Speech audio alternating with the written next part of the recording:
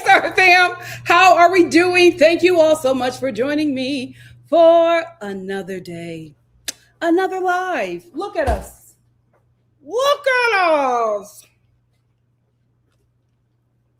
Also, did y'all know that it was Tuesday? I thought it was Monday. I was like, oh, I went to go look at my calendar. I said, Tuesday? Where did the whole day go? My God, today, where did the whole day go? Anyway, I was just like, oh, it's Tuesday? Because I had another live that I scheduled to do for Tuesday. And when I saw that it was Tuesday, I was like, oh, I'm behind schedule. So I think tomorrow and Thursday, I want to double up on some lives because I have some other stuff that I want to talk to you guys about. So, you're going to get spoiled with Nikki. And I have something fun that I might do with you guys this week or next week. It all depends on scheduling, but that should be fun. So I can't wait to tell you guys about that. I'm going to finalize it probably tomorrow. And then I'll talk to you guys about it to see when I'm going to be able to do it. Good times. Anyway, we got a lot to talk about. So we're going to do 3 recaps. We're going to do 90 Day Fiance. Then we're going to do The Real Housewives of Beverly Hills. Then we're going to get into Rhode Island. And I don't want to end with Sai because, Mama, can you close this window for me, please? Because now every airplane want to land. My God, today. Thank you, Mom. But we're first going to start off with Sai because it's just a subject just to talk about because recently Sai's husband from the Real Housewives of New York filed for divorce. I hate to say it, but when I saw that, I said, oh, maybe this season will be interesting because we got a cash shakeup. Now we're going in with a divorce. Who knows what's next for this cast? I will say I was kind of shocked by this divorce because it just, again, it's TV. You don't know these people, but they seem like they were on good terms, but apparently not. I don't know if much is going to come out about what happened. Maybe we'll see it play out on the season because they haven't started filming yet. My God, today.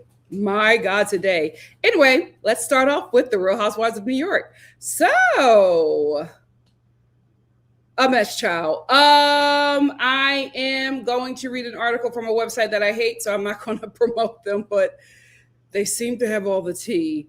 Sai De Silva's husband wants out of their marriage, filing for divorce about 9 years after the two tied the knot. David Craig filed for divorce in New York City Thursday morning, according to court records. This was last Thursday. Sai and David met in Costa Rica back in 2009 while she was vacationing, and he was on a business trip. Sai says she was pretty much hungover when they met, but he made her laugh and got her attention. They welcomed two children, daughter London in 2011 and son Rio in 2017, together before saying their I do's in 2017. While Sai isn't shy around the spotlight, David reportedly likes his privacy, rarely popping up on his Better Half social media over the years. Remember when she used to, you guys who are subscribed to Sai back in the day, remember when he would come on her YouTube channel and she would like put an emoji over his face because for some reason she didn't want us to see him. And I was just like, if you don't want us to see him, don't film with him. It was so weird. It was so weird because she would be like filming these scenes and there would just be a guy with an emoji over his face. And I was just like, if you got to do all that, don't show him. I am all for you not showing your man, no shade, or your kids, because I'm tuning in for you. If that comes with it, fine. But if you don't have to show them, I'm okay, girl. Anyway, that said, David has made it clear that he is a very involved father. He has appeared on The Real Housewives of New York occasionally. The Real Housewives of New York, which De Silva joined before the 14th season as a part of a major cast shakeup, is currently shooting. Oh, I didn't know that they were shooting. It's currently shooting season 16, so we may imagine fans will get a chance to watch all the action when it hits the airwaves eventually. We've reached out to Sai so far, no word back. And she has not posted anything. So I'm guessing this is going to play out on the show. I know that Jessel is going to be a mess with it. Oh, Sai, don't take it out on Jessel. Don't take it out on Jessel. But apparently, we're going to see this all happen on the show. At least Sai has a storyline. Here's the thing. She needed something. I will say I was a little disappointed that she was coming back because I didn't feel like she delivered her last season, but I guess they're going to make her the Black representation. Is she Black? I thought she was Puerto Rican. I don't know. Anyway, she don't claim Afro-Latina, so I'm not sure. But I guess they decided to keep her in the show because if not, there would be no kind of Black or Latin representation on The Real Housewives of New York, which is so weird to me. So weird to me. In a city like New York, you don't have a diverse cast. So freaking weird to me. I will say it's also real slick that he gonna wait till the 9th year. Real slick. You ain't want to get to that decade? Yeah, real slick. These men are ruthless. These men are ruthless. But yeah, she's just posting away. She's renovating her home. Oh, you know what? I can show you guys. Let's go to her Instagram. She's renovating her home. She is posting away, child. She is not worried about that man. She is not worried about that man. So we will see, child. We will see if it actually play. Oh, okay. Well, I have a correction. Let me bring this picture down.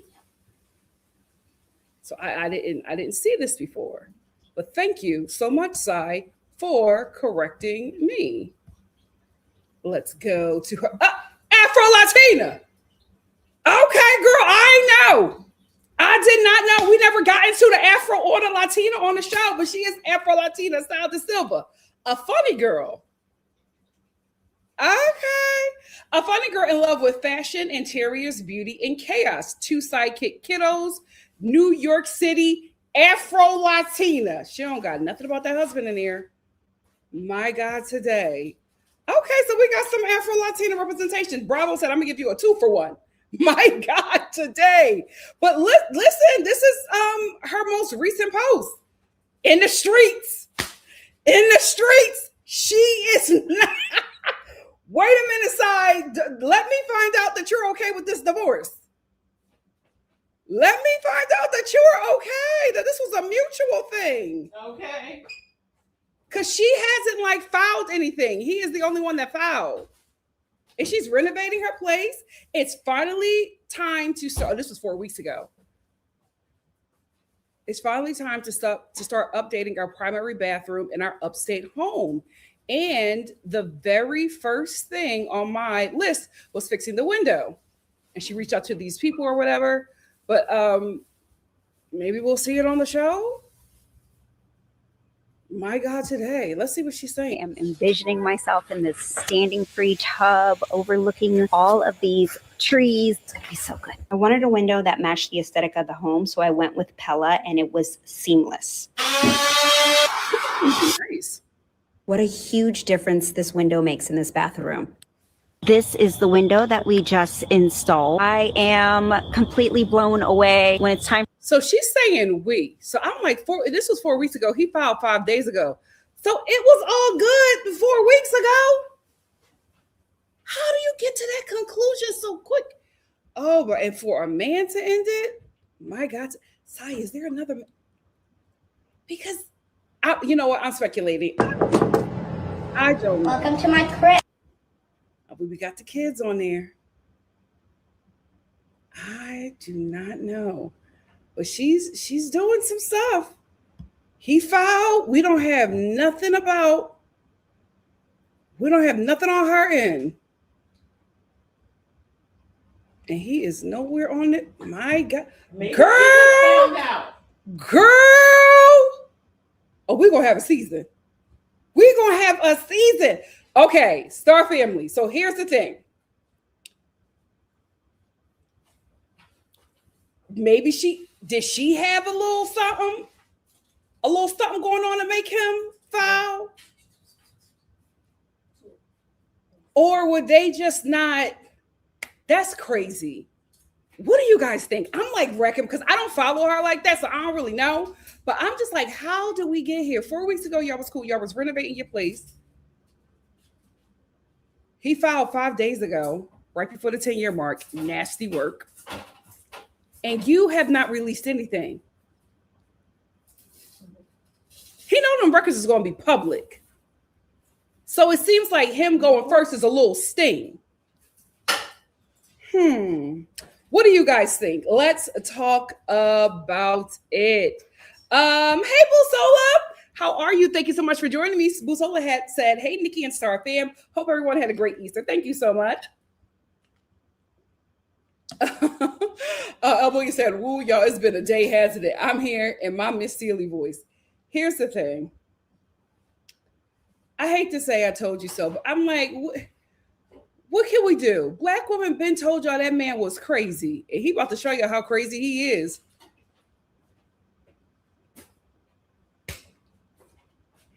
We ain't never had a president use no nuclear weapons before. We're about to get one.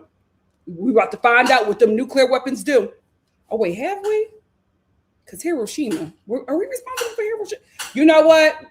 Don't get me to lying. Hey, E for Empathy. E for Empathy said, hey, Nikki. Hey, Star fam. Happy Tuesday. Love when we have a lot to discuss. Ciao. We sure do. We're going to have a lot to discuss tomorrow because I thought it was Monday. Hey, Spitzy, how are you? Spitzy said, hey, Nikki and Star fam. Happy to join the live. Thank you for being here. Busola said, has anyone watched the Zendaya movie, The Drama? I was thinking of going. I know there's been a lot of discussion about it. I haven't watched it yet. I got to be honest with you. That election fundamentally changed me to the point where I am really conscious about where I put my views and my money. I don't consider the drama, and I'm only saying that because I'm putting a lot of money and effort behind Black projects. The drama doesn't give me a Black project, so I don't feel like that's something that I would want to go out run out and watch to support. I feel like Zendaya has crossed over into a space where she doesn't need like our support like that, right? Like I'm gonna put my money in you, me, and Tuscany. That's what I know that we really need to go. But this is the drama isn't considered isn't considered a black project. So I think that's going to be fine. And it doesn't really need for me to get behind it because that movie's, is going to, if it performs poorly, it won't really matter, right? You, me, and Tuscany with 2 black leads, I gotta go and do my due diligence with that. So I haven't seen it yet. I don't plan on watching it. I will watch it when it comes to streaming because I do like Zendaya as an overall artist. But that movie doesn't seem like it's for me. You know what I mean? It's just like, I don't know. However, I could be wrong. And now if y'all have seen it and y'all feel like that's something I should go and check out, let your girl know. But I haven't seen it and I don't plan on seeing it in the theaters. But let me know if y'all do, if y'all go and check it out. Hey, Alana Nicole, how are you? Thank you for being here. Hey, Exposed Sparks, happy Tuesday. Hey, 2 is for life. What's up? Hey, L Boogie. Black Lavender, hey boo, said please like, comment, and subscribe, everyone. Thank you, Black Lavender. A Wonderful Life said, hey Nikki, how are you? I'm blessed and highly favored. How are you? Gave up on all these shows, but always love your commentary in the community. Thank you so much. Hey, So Steph, how are you, sister? Hey, Kiki, how are you? Thank you for being here. 2 is for Life said, I'm excited to hear Nikki's thoughts on the Real Housewives of Rhode Island. I really think Bravo has a hit on their hands. These women are a hot mess, and I have lived for each episode. Each episode? I thought it was just one. Was there another episode? I thought it was just one. Thank you, E, for empathy. I tried.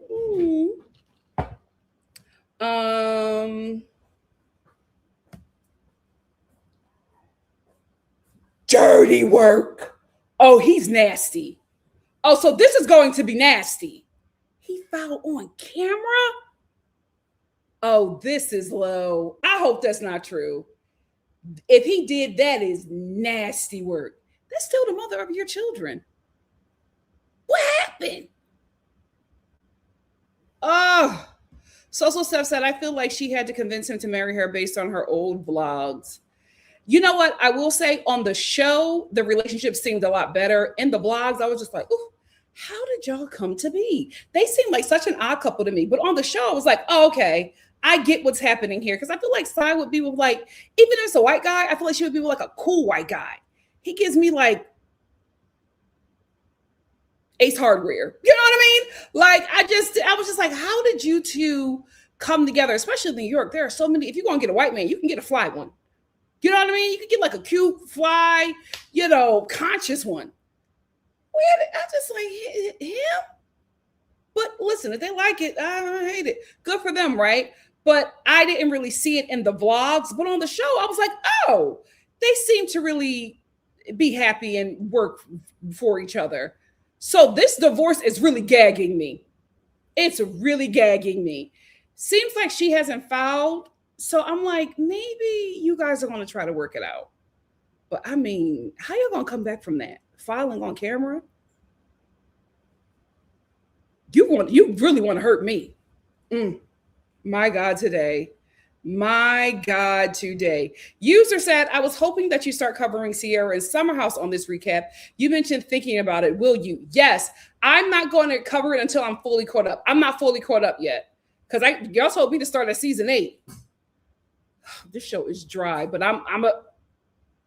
when I'm finally caught up, I will do a live on it. I probably will be caught up by next week. So look out for that, but I'll absolutely advertise it here on the channel.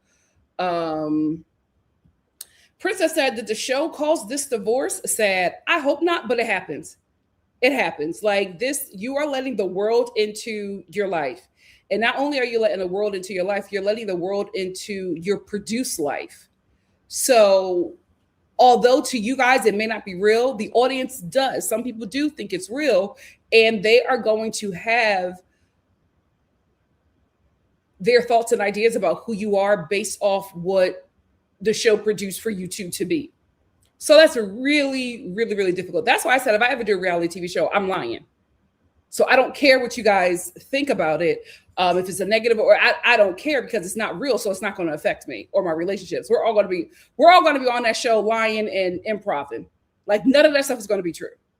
The dude that I'm dating, that's not a real guy. That's somebody I hired, like Portia. You know what I mean? I'm just what I'm saying. Like your lie is like this show's going to be extremely invasive. Lie, make it up. Why are you telling them the truth about like your deep, dark secrets? You don't have to. Just be entertaining. I know several people who are on reality TV right now that are entertaining, but their stories are lies. Just made up. They sat down with a story producer and they created a storyline and it actually was entertaining. So the production doesn't need them to tell them anything real because they're giving them something that the audience wants to watch. They don't care. Why? Why bring these people into your life? Before that man to follow on camera? Nasty. I couldn't come back from that. Oh, you wanted to do that? Okay. Keep it. Because that's you wanted to embarrass me at work? Nah, you don't like me. You do not like me. Simone said, not YouTube notifying me of the love yet. Of the live yet. YouTube be messy, child. They be messy. See, Dolce Delicious, that's what people have been saying. But she was like, no, there was no overlap. Child, oh my God, are they going to talk about that on the show? You know what? This season might be worth watching. Oh, she posted about it? Oh, shoot. Let me see if I can find it. So she posted a story.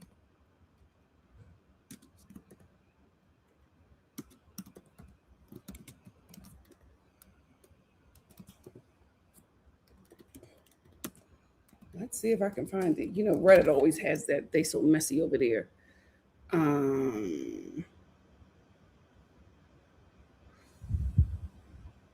Oh, I got it right here. I'm gonna bring it up so we can look at it together.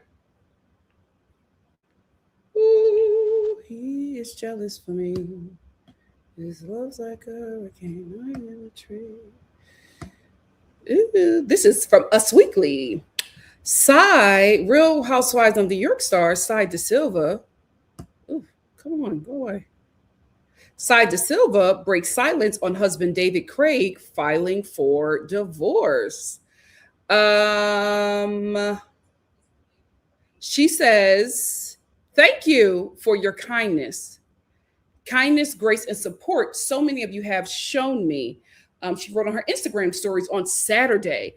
I'm overwhelmed by all of your messages, and it truly means more than you know. My heart is with my children, and my focus is on giving them as much stability and love as possible. She continued, living publicly isn't always as easy, but it's a reminder that we should all lead with compassion. You never really know what someone is navigating behind the scenes.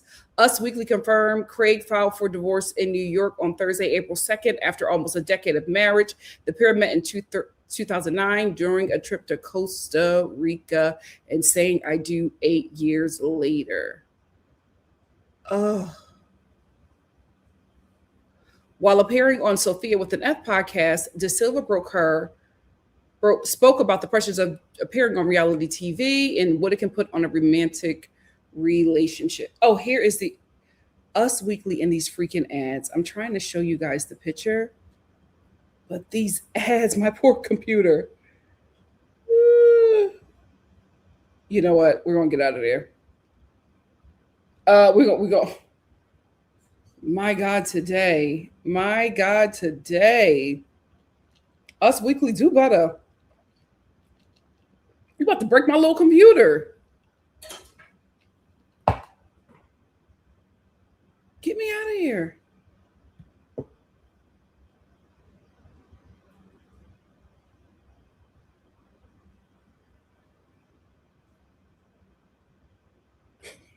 Why won't it? No, I want out. Let me out. Okay. Oh, I'm back. Oh Lord. That it was so many freaking ads that would not let me out. My God, today, but we're back. So thank you for letting me know about that post to us for life. So she said she focusing on her kids. Are they really done? 9 years. Ugh, your good years too. Ah! Oh! Ooh! Mm. Ethan Ripley said they should have brought Raquel back. She and her girlfriend were interesting. She was. She really, really was. Simone said, I can't believe she still can't believe she let that Gollum fall first. This is why I always say, just get with somebody fine. Just get with somebody fine. Because here's the thing. If it don't work out, you'll be like, at least he look good. Like, you know what I mean? Now it's like you got played by something tender-eyed. 9 years of your life to something tender-eyed. You just can't come back from that. Just go out, just date them, date fine ones. Don't get them funny looking ones a shot. Don't do it. Don't do it. Because you cannot humble a man. A man is a man, no matter what he look like, no matter what his height is, no matter what his bank account is. They are the same thing. Get the fine ones. Get the fine ones. My God, today. Zora said, I believe so too. Zora said they have a sunset clause in their prenup for sure. Absolutely. Absolutely. Give me shelter said she did claim Afro-Latino after what happened to Uba. They do that all the time. Remember, Evelyn did it after she in the mm-hmm. Oh, wait, so she wasn't Afro-Latina before? Hey, Hannah. Thank you for joining us. Doja is Bessie say he was probably tired of being vegan. Woo! A Wonderful Life said, Sai made a story, I believe, thanking fans for saying, you live and learn, I think. Statement might be on Bravo page. My God, today. She got braids chopped. She back on the prowl. She coming home. She coming home, y'all. She said, listen, I've played enough on the plantation. Let me stop. Forgive me, Lord.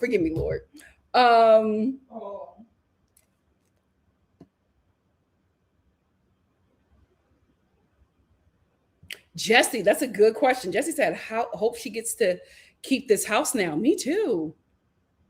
Because him following on camera, that means he's moving foul.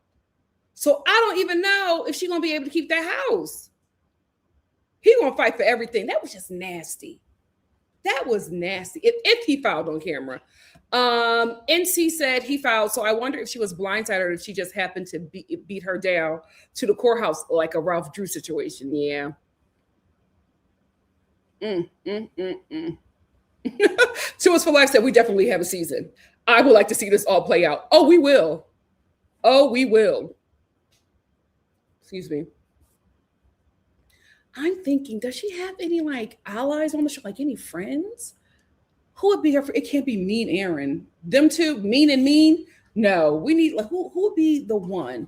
It can't be Jessel because she's just not nice to Jessel for some reason. My God, today. Oh, Jesse said, yes, I recommend the drama. Great movie. Good. Here's the thing. I didn't know what it was about. I still don't know. I've seen the trailer. I don't know what's going on. Hey, Yasmin.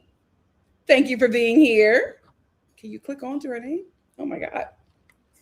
Child, what is going on? Hold on. Maybe I got too much open. Give me a second, child. Because now my computer running slow after that freaking Us Weekly article.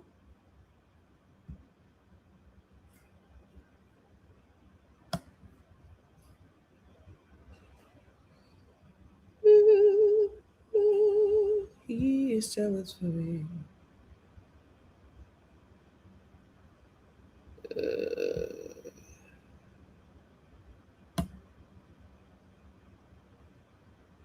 Let me close out of there. Close out of there. I do have far too much open though. But I'm like doing several things at once, which is why I definitely think that a computer, another computer is in the works for me. I just have to. I'm just going to make one just like my streaming, and the other is going to be like my writing stuff. Because your girl is back into her writing bag. Hopefully, you'll see what I'm working on um, by the fall. We'll see. We will see. Okay. I think that's good for now. I think that's good for now. All right. We should be fine now. We should be fine now. It got a little scary there for a minute. But I think we're good now. Thank you all for your patience. Yes, Yasmin, you definitely made it. Jesse said it's a Robert Pattinson movie though. Okay. Give me something said. After that last election, Latinos who still want to make a distinction between the I will vote.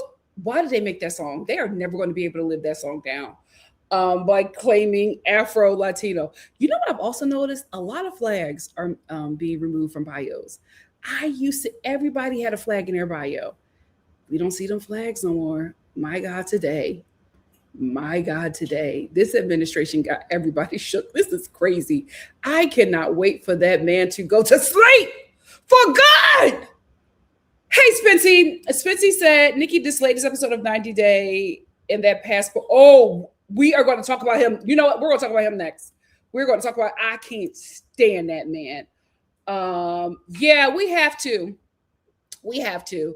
Thank you, Basola. Basola said, yeah, you, me, and Tuscany needs our support for sure. Absolutely. I'm actually rolling something out for them next week because we got to make that a hit. I think we will, but it's, at this point, there's a lot of black creatives in line who need for that to be a success, to get greenlit.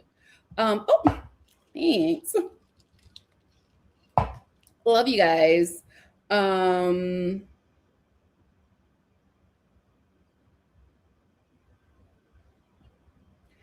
There are 2 episodes. Peacock only has 1. Mom, can I see the remote? Yeah. Peacock only had 1 episode. Oh my gosh.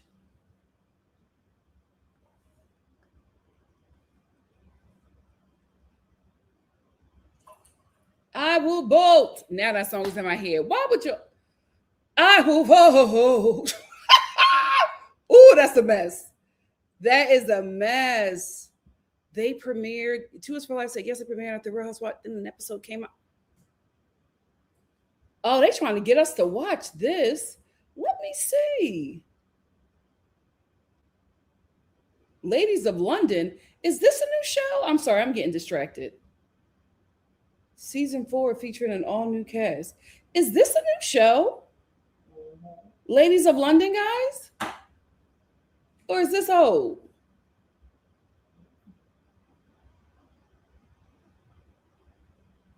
No, I think this is the old show. I'm sorry, I'm getting distracted. Let me get back to basics. Yeah, this is old.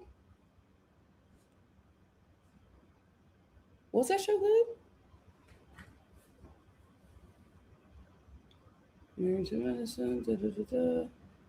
Southern. Is Southern Hospitality good? Let me know if I should watch that. If it's like racial trauma, I will not. I don't need to watch a show where Black people are being humiliated. Where is this freaking show? Where is it? I literally was just watching it. Ladies of London, Top Chef, Summer House. All right, hold on, guys. I got to search for it. What is going on? There it is. New episodes Monday. Yeah, but I didn't get Only got one up. Oh my God. The next episode. No, the next. Oh my God. Wait, is this the next episode? I was literally, here's the thing. I was watching it and I don't push anything. I let it roll over to the next episode and it didn't. My God, today. Okay, so this is what we're going to do. Today, we're just going to talk about Beverly Hills and I'll change the thing. We're just going to talk about Beverly Hills and 90 Day Fiance. Tomorrow, I'll just do a Rhode Island live because it seems like you guys really like this show. Here's the thing. The shows that you guys are like kind of into, maybe we'll watch. I do a reality TV chat recap. Now, the shows that y'all really watch like that, like the Real Housewives of Atlanta, I give them their own. So what we're going to do is we're going to give the Real Housewives of Rhode Island their own live. And I want to see how you guys respond to it. If there's a good response, we'll let them have their own live. If not, we're going to squish them in a reality TV chat. Hope you're okay with that. But I don't like talking about it if I don't know if there's more episodes out there. So tomorrow we are going to do that along with Black Women News. We got a new episode of Black Women News tomorrow. Let me just make sure. Yes, Black Women News is tomorrow. Oh, I got a good live for y'all tomorrow. Okay, we're going to have some fun tomorrow. We definitely going to have some fun tomorrow. But yes, Rhode Island is going to be tomorrow because I got another episode to watch. So sorry, guys, but thank you all for keeping me in the loop. Social Steph said, David had money and Sai had very little education. It was bartending. Now she is most likely the breadwinner. Recipe for disaster. Also, he didn't marry her until she had Rio. Well, they said it was because he was still married. You know what? Let me mind my business. Let me mind my business. Wait a minute. A wonderful blog said Nikki might not support Sierra if she watches those Lexi interactions. Who is Lexi? Thank you. Give me shelter. Give me shelter. Say, who is Lexi? Spill. Who is Lexi? Busola said, yeah, like Kimberly on 90 Day, the single life, talking about giving up her kids for adoption. I think that's too. You know what? Do y'all watch 90 Day? Because I'm watching 90 Day, the single life. Do y'all watch that too? If y'all do, I'll talk about it with y'all this week. Because Kimberly is a mess. Kimberly is a mess. I'm sorry. Like in one episode, guys, if you don't watch it, watch it. It's a good season. It's like a couple episodes in. You can binge it in a weekend. In one episode, she revealed that she gave up 2 kids for adoption. Like she was crying about one child, right? And she was like, I gave up my child. I was young. I had to do it. And then while she was setting up an opportunity to go meet this child that she gave up for adoption or see them, she already saw them, but she was like, she have to go see them again. And while she was like getting ready to go, she was just like, well, my son, because she kept one of her children. She was like, well, my son is kind of mad at me. And I think my son that I gave up for adoption is going to be mad at me because I have some news to tell him. And I'm like, what the hell you got to tell him? And she's like, they have a sister. Girl, what? Now listen, I get, you got pregnant, you wasn't ready. These kids is like a year apart. Mama, at some point you gotta use protection. Or we got to see what Planned Parenthood got going on. Because my God, today, I said, one episode, and she was doing all this crying. I said, don't cry now. Them kids is around the same damn age. You was having a hot girl summer indeed. My God, if y'all watch it, let me know. We will talk about it because, oh my God. Oliver Girl said, hey, Nikki, hey, Mama Star. E for Empathy, the Lovely Star family, listening in the bushes while finishing work for this live. Thank you so much for being here. WNC said, all I care about is who gets the brownstone. That brownstone is nice. Because Sai came too far to be divorcing under economic depression. My ancestors need to know who gets that brownstone. Yes, girl. We got to keep that in the bloodline. My God, today. Thank you, Dolce, for the super sticker. I cannot find my clicker. I'll find it. But thank you so much. Cha-ching. Thank you so much for the super sticker.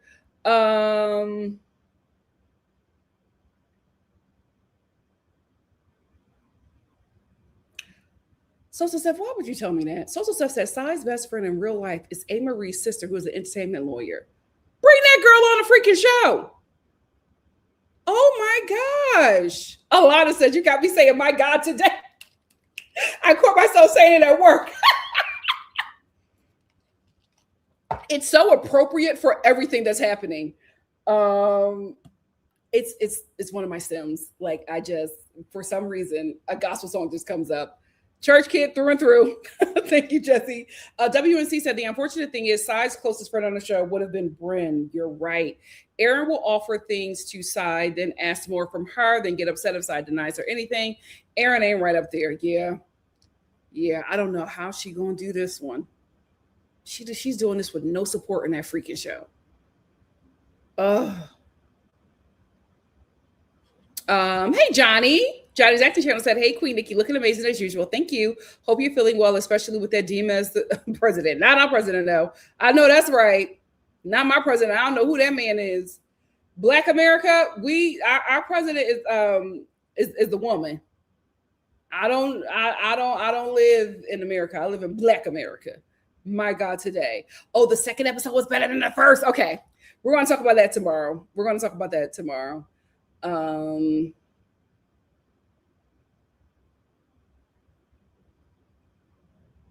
Give Me Shelter said, Kim Parry said Bravo is going the distance for the Real Housewives of Rhode Island because they premiered the second episode on Bravo Black Sundays. They never worked this hard for the Black. Oh, they never will.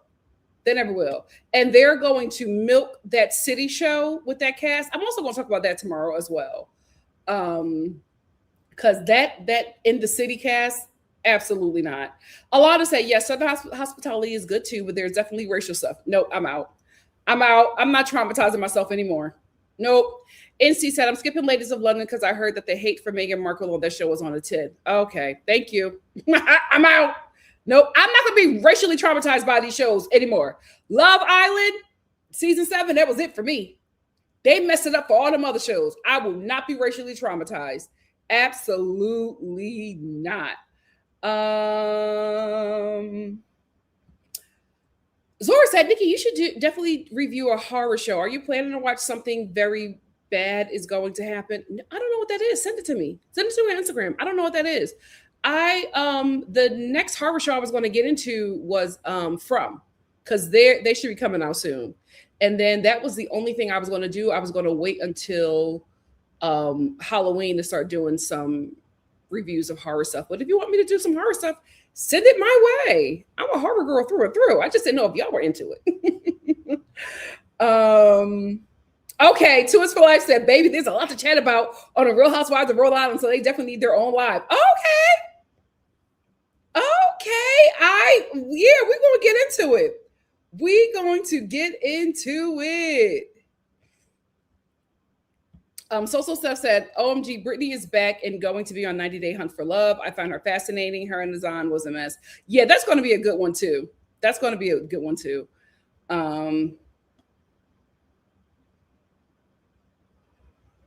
Spency said, I haven't watched, but I watched reviews. Kimberly's story is sad. Pedro's sister has...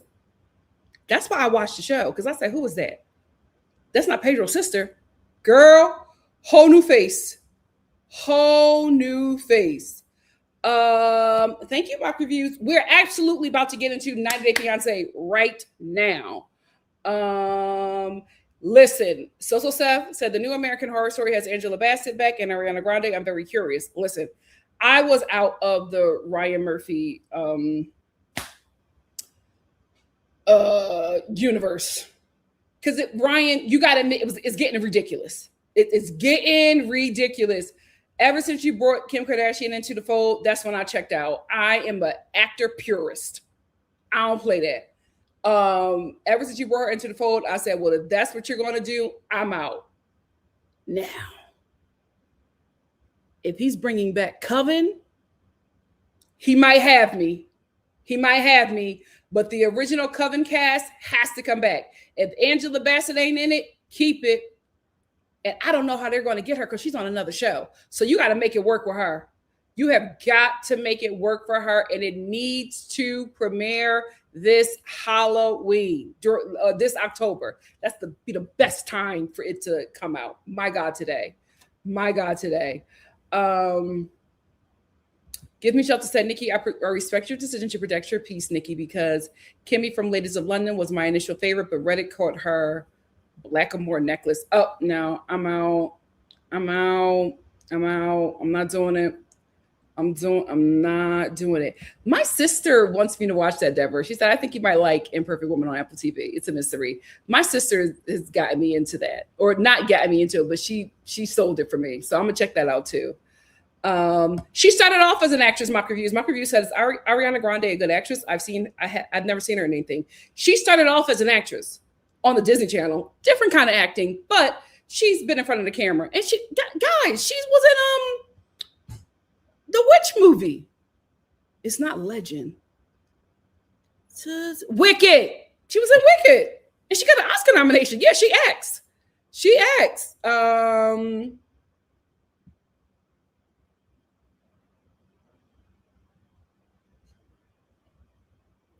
El Boogie said, I told y'all Ryan makes my ancestors start whispering in the ring. I don't trust. Listen, we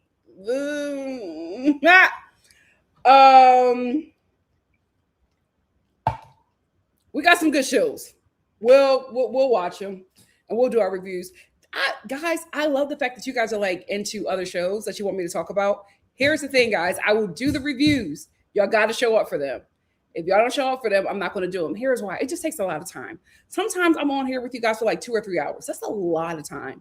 And then I got to watch these shows that are like 2 to 3, and then like sometimes it's a whole season. So it's a lot of time, but we having fun. So I'll do the review. You just got to show up. You just got to show up. Oh yeah, I'm sorry. You just got to show up. If you show up, we'll keep show up. The Star family show up. Don't come for us. I'm not coming for y'all. I'm not, but I know that not everybody watches certain shows, so I don't want to, you know what I mean? But okay, I'll do the review. My God, today. Let's get into 90 Day Fiance. Oh my goodness. Mama Star is so sensitive. I can't say nothing to y'all. My God, today. The Star family ride with you. Don't do Y'all do. I didn't say that they didn't, Mama. Don't do it. I didn't say that they didn't. Let's get into sex tourism. 90 Day. Crap. I mean, can you? You can, Mom. I'm right here. Oh my God. Sorry, I'm in a high chair. Oh, Lord.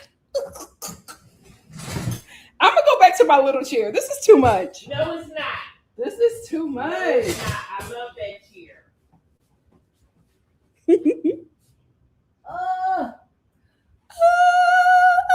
Oh, this is all that. Well, I need a break from sitting in that chair anyway. So. No, you need to sit back down. No, I need a break, Mama. It's a lot going on. My freaking hair is lifting. My God, today it's hot in here. Ooh, Lord. Can you tell your daughter to turn on the air, please? I don't think she's doing it. Y'all got into something? I don't know. But I was saying something to her and she never responded. Okay. Anyway, let's get into it. Let me bring up the pictures. Mom, she's on the phone. Okay. So why would you make something up? Okay. It's hard when you have a messy mother. All righty. I'll get back in my chair. Forrest and Sheena. Oh. But if something happens, I'm going to be in trouble. Oh, my God. If something happens. Put yourself back over. Can you? I'm good now. Forrest and Sheena, a mess. Welcome to a NikkiStar Live. Anyway, Forrest and Sheena. I told y'all this is going to be a 90 Day Fiance before the 90 Day Fiance another way, right? The other way. 90 Day Fiance the other way. I knew that this is what it was going to be when we saw where Sheena lived. I knew it. I said, Sheena lives in a freaking mansion. Forrest is going to stay here. Who wouldn't? Who wouldn't? I knew exactly what it was going to be. So in the last 2 episodes, Forrest and Sheena consummated their relationship. I will say, I think the show spent far too much time on them getting to the intimacy because it went from like, oh, to, oh, I'm uncomfortable. You know what I mean? I felt like we didn't need as much as they were giving us. I feel like before Forrest put the condom in his mouth, we should have left the room. Yeah, you see what I'm saying? We should have left the room. Like it was cutesy, and then it got, now I'm uncomfortable. Oh. So we spent a little bit too much time on that. But I will say I knew that this is where it was going to go, because Forrest now has to tell his mom that him and Sheena are planning on staying here. Now, Sheena then put it on him, right? Sheena put it on him. So she got control over this boy like she didn't have before. So now it's whatever Sheena wants, Sheena gets. So they go meet with his mom, and they are basically letting his mom know that they're going to stay here. And the mom is not okay with, like, she's trying to get into their business, but Forrest is just like, I'm an adult, I'm about to get married, this is what I want to do. And Sheena was kind of like helping Forrest get to the point, because it's just like, we've already had this conversation. If you're going to be my husband, you're going to have to stand up as a man and speak to your mom. So she was kind of helping him get to the point. His mom smashes the table and goes, oh, I trust my son, I don't trust you. And the way she was talking to her, and when she hit that table, I was like, thank God they're doing 90 Day Fiance the other way, because I don't feel like Sheena would be safe in America with their mother. She was giving me abuser. And I feel like with Sheena having the challenges that she does, I feel like she would absolutely take advantage of her and probably physically harm her. And I'm dead serious. So I'm like, I'm glad that Sheena is not leaving the protection of her family and her nation and going over to America, where she will not have any protection from the nation or from the family that she will be living with. So I'm glad that this couple is going to be the other way, because I don't think that I will be able to stomach the treatment that she will receive in America from that mother and that spineless husband. She's safer in the Philippines, and I'm glad that she is staying there. Let's move on to where I think we're actually going to be done. I don't think the show is going to bring her up anymore. I think we're actually done with this girl. And I also don't think this was a real deal. I think that she was just using this to get on TV, because I think this girl is going to try to be an influencer, probably a wig influencer, because she makes her own wigs. I will say, I thought she had an issue. I thought that there was something. The way you make these wig looks, it's like you got a sickness. Yeah. So, girl, we gotta learn how to pluck or something. Something is let this girl wear these wigs on the show, and I thought she was sick, but it was a choice. And I was like, oh my God. That's why I never said anything about the wigs, because I was just like, oh, she probably dealing with something. Which one? Emma, she don't want to be dating them Arab men that treat her like garbage. Oh, okay. And she wear the wigs because she biracial, and her mama's white, and she didn't teach her how to do her hair. Oh my goodness. If you are the black parent, the kid is going to be black, guys. The kid is going to be black. If you are the black parent in that interracial relationship, you are going to have to pull more weight culturally than your non-black partner, because you have the dominant genes. That kid is going to end up looking like you. That kid is going to have hair like you. That kid is going to have features like you. That kid is going to have your skin, a mixture of your skin color. Unless there's some swirling in your bloodline, the black is going to take that kid out. You have got to be present. You have got to be present. Your family has got to be present. My God, I knew it. As soon as she showed her baby pictures, I said, oh, that's why the hair be looking like that. And that's why she and her sister don't know how to do their hair. My God, today. Anyway, I never thought that this was real. I don't believe any of her storylines. So this guy does not like her. I think she found some guy on Facebook to fake a relationship with to get on this show. He got sick of her, and he didn't feel like filming this show anymore. So he leaves her. They go. The show wants him to have closure. I don't feel like he wanted to see her, but I felt like the show told him, listen, we have to have an exit scene. So she goes to see him. He does not care. She's trying to have a conversation with him. He is so nasty to her. He is ready to leave. She's trying to have a moment, trying to get him to say sorry. He's like, sorry. Can I go now? Like, he just did not want to be there with her, right? They told him he got, in order for him to get his money. Yeah, I felt like he was forced to film this scene with her. So anyway, After he's done, they should be like, after he breaks up with her, they should be done and she should be off the show. All of a sudden, she's just like, oh no, my ex wants to see me. So we get her for another episode because she done pulled this lie out of her behind. So she says that the ex wants to see her. So the show sets up this whole meeting for her and the ex. But I'm just like, I know we're not going to meet the ex because he didn't give the show clearance to show his face. So I know we're not going to see this dude. I know he's not going to show up. So while she's sitting there waiting for him to come to lunch, she says she gets a text from him and it says that he's engaged and he doesn't want to see her. If there is any kind of truth to this, I think what happened was she told him that he was in town. That dude is engaged, about to get married. He knows that she's American. So he's just like, let me just go and, break off this American girl real quick before I sow my royal oats before I get married, right? Then he probably wants to show up and he sees there's a whole camera crew. And he was like, oh no, I was here to cheat. I was not here to be on camera, and probably refused it. And then maybe that fiance saw that text and said, absolutely not. He's mine. You may have had him once, but I got him all the time. That's probably what happened.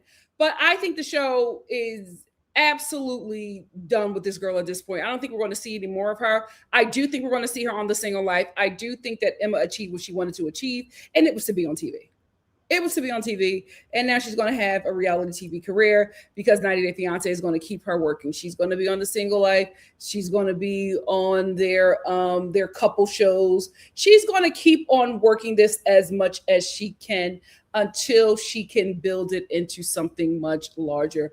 But I just never really believed that any of her relationships were solid.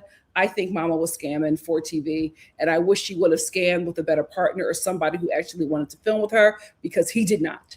He didn't like her from jump. And he showed us every episode. So I'm actually glad that these two are done, because I just didn't believe off the show, because I just didn't believe the relationship. And I also didn't like how Ziad treated her. And I know that he is going to be pissed when he watched this show back. And he finds out that not only did you let the world know that y'all had sex, but that he dealing with a little Vienna sausage. Ooh. He's not going to like that child. Not a miniature. A mini. She said, but it's something. Ooh. My God, today. Let's move on to. Oh, he's going in high. Oh, he absolutely is. I do not know why. Why don't I have this? I got this. You know what? Let me find their picture real quick, because I don't know why I never have their picture. I don't know why I never had that picture. We got to bring them up because we got to talk about them.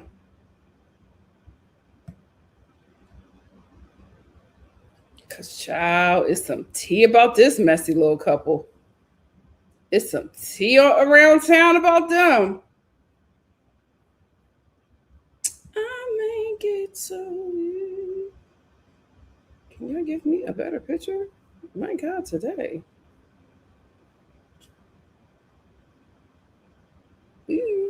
Oh, yeah, I'll use this one.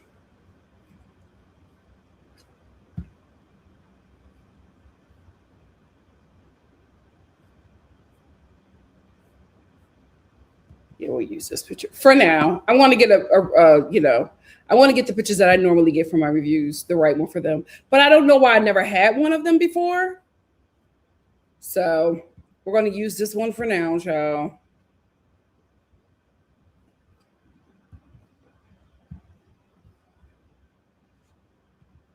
I make it so see the fall.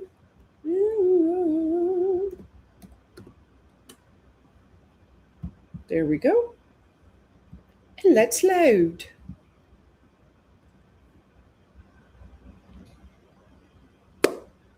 There we go. There we go. 1, 2, 3. Bam. Laura and Birkin. So The tea about them is, at least Birkin, is that he got caught up in a little N-word scandal. So he was online calling, I guess, a friend of his or whatever, the N-word. And a lot of people who were watching it was just like, you can't say that. Like, he was like, no, it's okay. He lets me call him that. And everybody's just like, we don't care. You cannot say that word. It is a racial slur. And he doubled down on it. And here's the thing. Laura, I don't think we're going to see you on the show again, because the best thing for him to have done at that moment was to be like, oh, I'm sorry, I'm not from America. I wasn't, my English, or I'm not sure, I didn't know. I just thought that it was a fun thing to say. Forgive me. I won't make that mistake again. Not only did he double down, he continued to say it after he got the understanding that that word was not okay for him to use. And I don't think, now listen, this may die down. I think if it doesn't die down, I don't think the show is going to bring them back. And Laura, you better make it work with that musical theater best friend. Go on a single life, child, because this storyline, I don't think is going to go to another season, because Birkin, messed up the bag. He messed up the bag. And let's talk about little Miss Laura. She likes the attention. She likes the attention because Birkin and her bestie, the musical theater dude, they're going back and forth because Birkin is upset that the best friend flew out here to come see about her. And the reason why he is upset, because the friend is interfering with his scam. And here's the thing. I'm okay with him scamming her for money. She's scamming him for dingling. Even exchange, right? This is absolutely sex tourism for her. So if he got to pay you in peen, you got to pay him in citizenship. You know why he's there. Let's stop playing these games, right? So because the friend comes out to see about her, Birkin he feels upset because he's just like, this person is going to get in the way of my scam.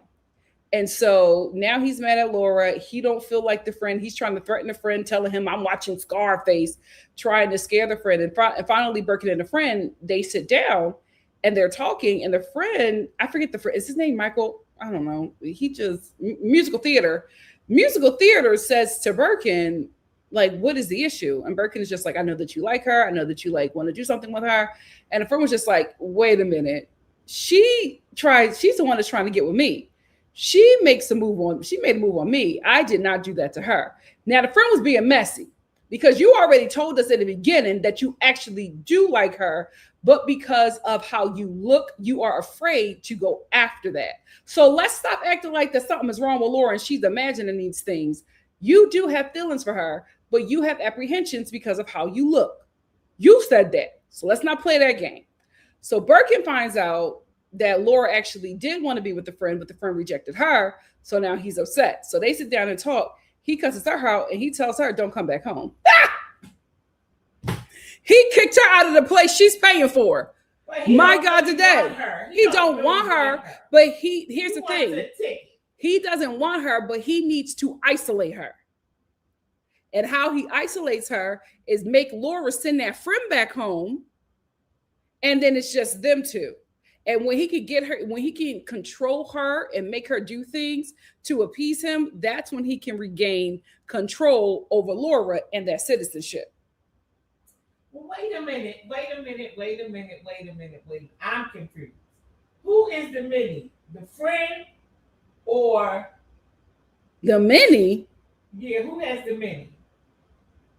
No, that's Ziad. Mom, keep up. Yeah. Lord, it's Ziad, mama, or Ziad. So anyway, Laura goes back to the friend and tells him what Birkin said or whatever. And here's the thing.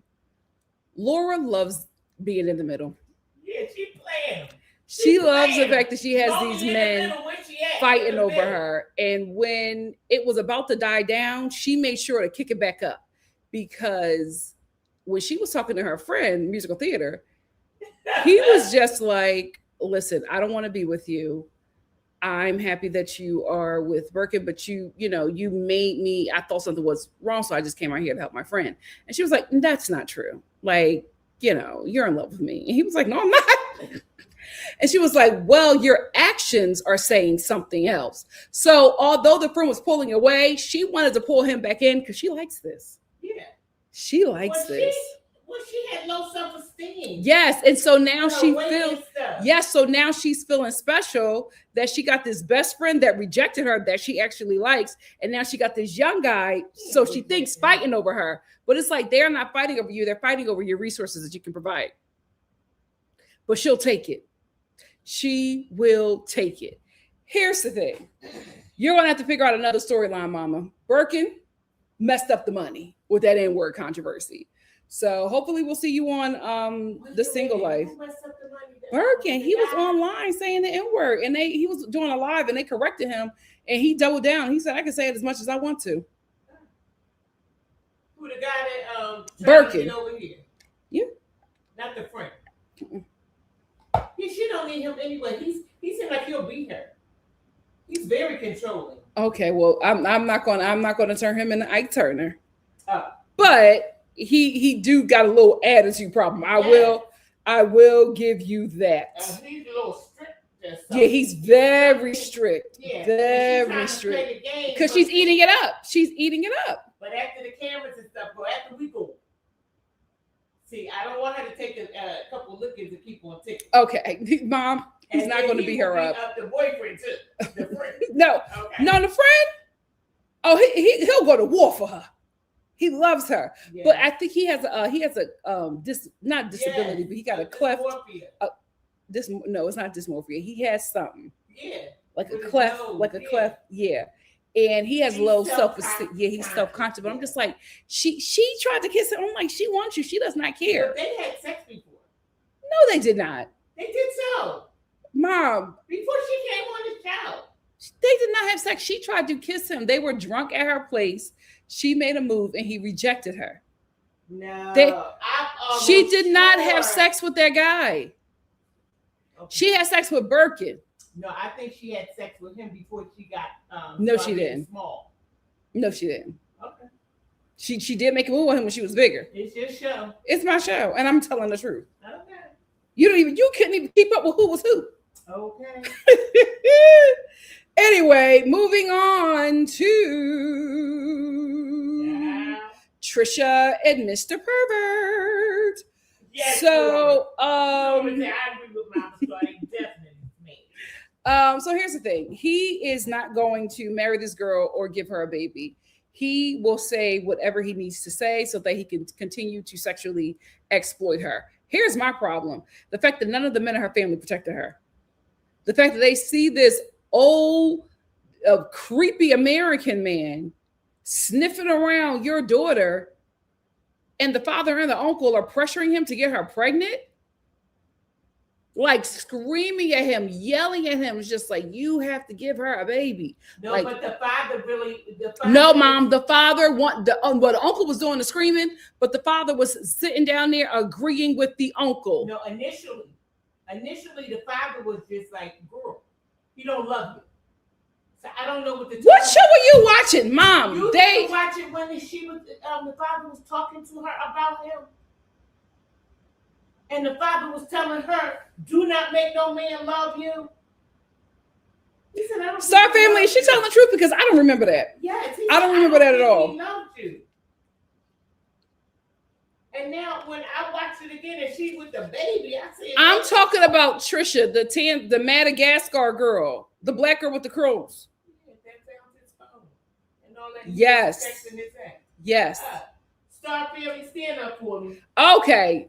Anyway, that aside, the fact that they were still like trying to force him to say yes, that he would get her pregnant. Like they would not let that man leave unless he said that he will marry her and get her pregnant. And then they were asking for a timeline. He was like, well, hopefully in the next 3 months, I can get the whole visa thing settled and then we'll get engaged and married. And then within that year, we'll have a baby.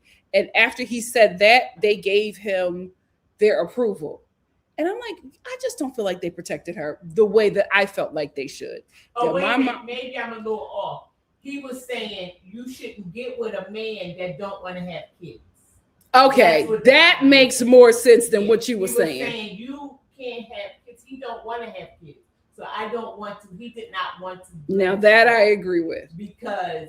Thank you for correct. I think something. Did the Star family correct you? No, the Star family didn't correct me, but I'm correcting you. Yeah, you're correcting yourself. Yeah. But yeah, that's what it was. He said, "Why do you want to pursue this man? You don't want to have children." Mm-hmm. And because he got a 2-year-old.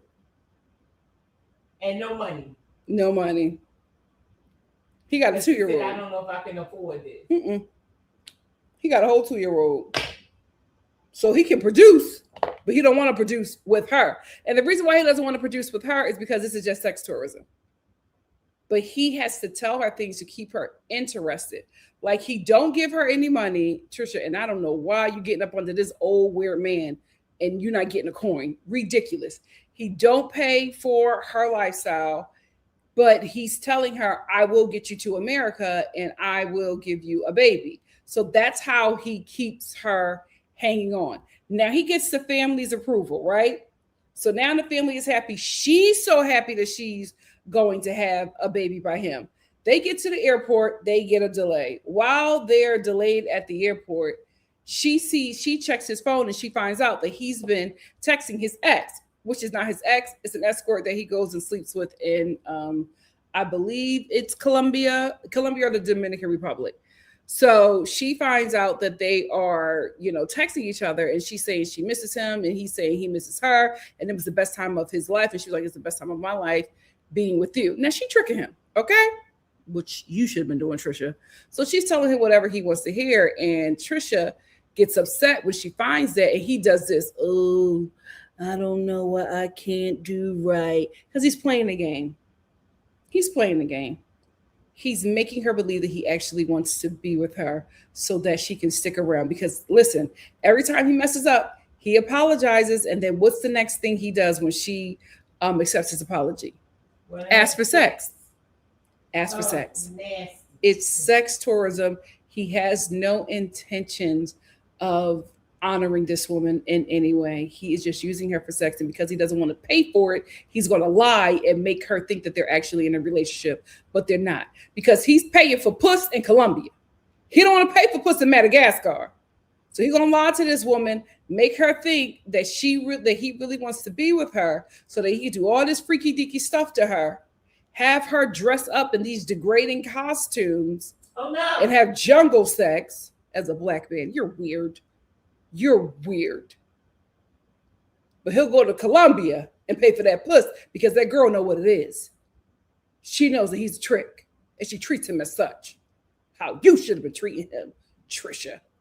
I do feel bad for her. I hope that we have a good update for her when we get to the tell-all, because this is a terrible guy. And the way he treats her is absolutely horrible. She absolutely deserves better. Moving on. In the trailer, we see that he says that he has to tell her something, and he's just like, I don't know, I don't want to have to say this, but he's probably going to let her know that he really doesn't want to be with her and that he's not in love with her, and that he does want to continue a relationship, but he probably doesn't have any intentions of marrying her or bringing her to the U.S. We knew that. She didn't know that. And we are going to watch this guy betray her and break her heart yet again. Yuck. Typical passport bro. Typical passport bro. This couple is so weird to me. They are so weird to me. I feel like they know each other, but like don't know each other. This gives me scam as well. I'm not sure. I'm going to give more of my thoughts on this couple next episode, because that's when we're going to see if he's going to bring her to Belize or if she's going to bring him to the US, because he wants to go to America and she wants to stay in Belize with him. So we're going to find out more about that, but she may or may not be pregnant with his child, and I don't think we're going to find out until the tell-all. I'm thinking she probably is, because they took a whole pregnancy test or whatever, and we never got the results. So That's probably going to be the surprise at the tell-all. My God, today. My God, today. Jovan and Annalyn. Out of everybody, aside from Forrest and Sheena, this is the couple that I think is the real deal. I really think that they are the real deal. I think that they are absolutely not compatible, and I feel bad for Annalyn because I feel like she is finally realizing that she doesn't know who Jovan is. And they've been married for together for almost a decade. And being with him together, she's realizing that this guy that she fell for was a guy that was just created online, and that it's not really who he is, because he is a very cheap passport bro, right? So her thing is she wants to be doted upon and honored by her husband, and she thinks that he's been radicalized by all these podcasts. And I'm just like, girl, he's always been this. That's why he was seeking out you. He sold you a pipe dream. And now that you are in the same space with him, you are realizing that he's not the guy that you thought he was, but he's always been that guy. The guy that you met here, he's always been that guy. I knew who he was from his intro. And his intro were American women are too demanding. American women, they want too much. Their standards are too high. So I went to go find a wife in the Philippines. Why did you want to go find a wife in the Philippines? Because you assume that they don't have high standards. You assume that they won't require anything of you, while also misleading them and using your Americanness as a way to bring them in and have them desire you, knowing that they're desiring you for provision. They're desiring you for a better way of life, so they think, in America. But you're using that as a carrot. You're not actually going to treat them any better because you don't have it in you. And that's why them American girls don't want you, because they know who you are. And you're hoping that these women never find out who you are. And unfortunately, I think this is what happened to Annalyn, because she's been married to this guy, I think, for about 7 or so years, and she doesn't have a ring. So this episode, she's just like, I want to get a ring, and he is doing everything but that. And she's like, he's slowly breaking her spirit. And I feel so bad because when we met her, she was so full of life, so full of joy. She was so fun to watch.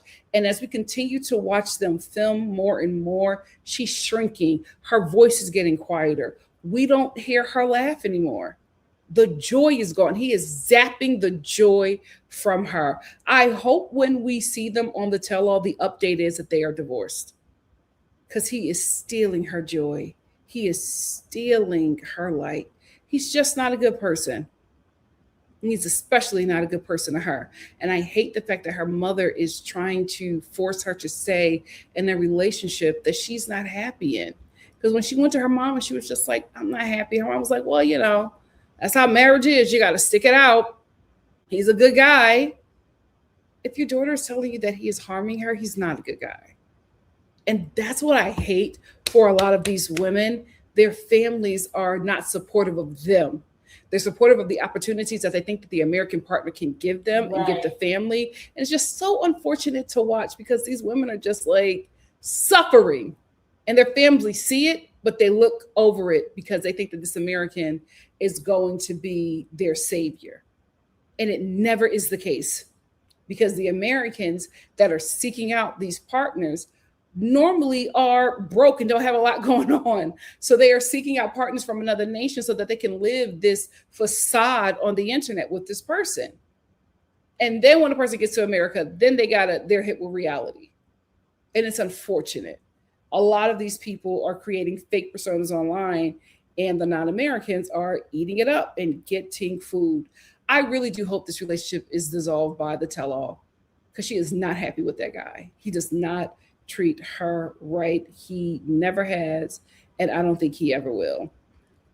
He's never going to apply for that visa, right? He's never going to do what he said that he would do to get her here, because he does not live the life that he lied to her and made her believe that he lives. So he doesn't want her to get here and see that he's been lying to her the whole time. He likes the convenience of her. because he can be the big dog. He can be the big American over in the Philippines with her. Right? And he doesn't have to give her anything because she's very independent and she doesn't want him to think that she wants him for anything. She just really likes who he is. So he has someone basically, and I don't think that this is who you are, Annalyn, but I'm saying this is how he treats you. He has an escort in the Philippines that he can stay with, sleep with, be doted, have them dote over him and provide for him. And he doesn't have to do anything. All he has to say is, when I get home, I'll file for your visa. And that will be enough. And then time will pass and she'll ask and he'll say, oh, there was an issue. He's never going to get it. He's never going to get that visa because he is a passport bro. And he sees you as just some trick that he has sex with on vacation, as some escort that he has sex with on vacation. Wow. And I feel so bad because she doesn't know that. And I think watching the show back, she might realize that. I don't know. I'm just hoping that this is dissolved by the reunion. Oh my God. I really cannot stand this gross couple. I cannot stand this gross couple. This couple is rage bait. It's always something gross with them. It's the wigs, the sweaty wigs with the wig glue sores. It's I had to stretch my coochie to fit your wee wee. Ooh. That's what she says. It's the defecating on him. Now it's now she's just like, I can't go back to America until you please me orally. Girl, what? Oh my God, Daniel, this is slavery. Get out of this nonsense. He was just like, absolutely not. He said, no, I'm gonna give you my wee-wee and that's it. I'm not doing nothing else. He defecates on her? She defecated on him. Oh. And she was so happy about it. She was like, he cleaned me up. Ah. The couple is rage bait. They're so gross. So they were having anal. No, she was sick, Mom. Oh. She was sick. She got food. Well, she got food poisoning. So she just said. okay. Oh, they are nasty. The Nigerians in the chat who watch 90 Day Fiance, please let me know if this scene where Lisa was cleansed of lesbianism, is this true? It just felt like something that a white person who's never been to Africa or never met an African person or a Nigerian person would write. I just was just like, I don't think that this is real. I do not think that this was real because in order for them to get married, she has to not only denounce lesbianism, but she has to be cleaned of lesbianism. So she goes to this doctor who can spiritually cleanse her of lesbianism after she denounces lesbianism in front of his uncle. And there's this guy sitting in like this tent. And the way he's dressed with like these white paint marks on his body and he's screaming at her, I was just like, this feels racist. Is this like a real thing, y'all? Is this like a real thing? The Nigerians in the chat, please let me know, because I was just like, something ain't right. It just did not, it felt very over the top, very exaggerated. I just was like, this is what a white person would think that Africa is like. I just, And while he was like casting out the lesbian demon, you could hear like these goat sounds everywhere. I was like, no, no, they're overproducing this. I don't think this is real. I don't think that this is how y'all get cleansed out there. But let me know. I could be wrong. Let me know. But I felt like this was so exaggerated and over the top. I cannot take that for the real thing. But if it is, let your girl know. But now that she's cleansed of lesbianism, she is has to go back to America because she's been there for about 3 or 4 weeks or so. And now she has to go back and, get everything ready for Daniel to come. She still is married. So I don't know how this is going to happen. And I don't know why Daniel has not yet clocked into that she was just having a hot girl summer in Nigeria. Like, unless she gets divorced, she will not be able to marry him and bring him to America. Well, he was just going crazy because I was sleeping with another man's wife. No, he was going crazy because he saw his American citizenship go away. That he don't want this lady. Okay. And I think that she knows that. And I think that she is, like many Americans on these kind of shows, dangling the carrot of citizenship, American citizenship, over this man. In love with herself first. Mm-hmm.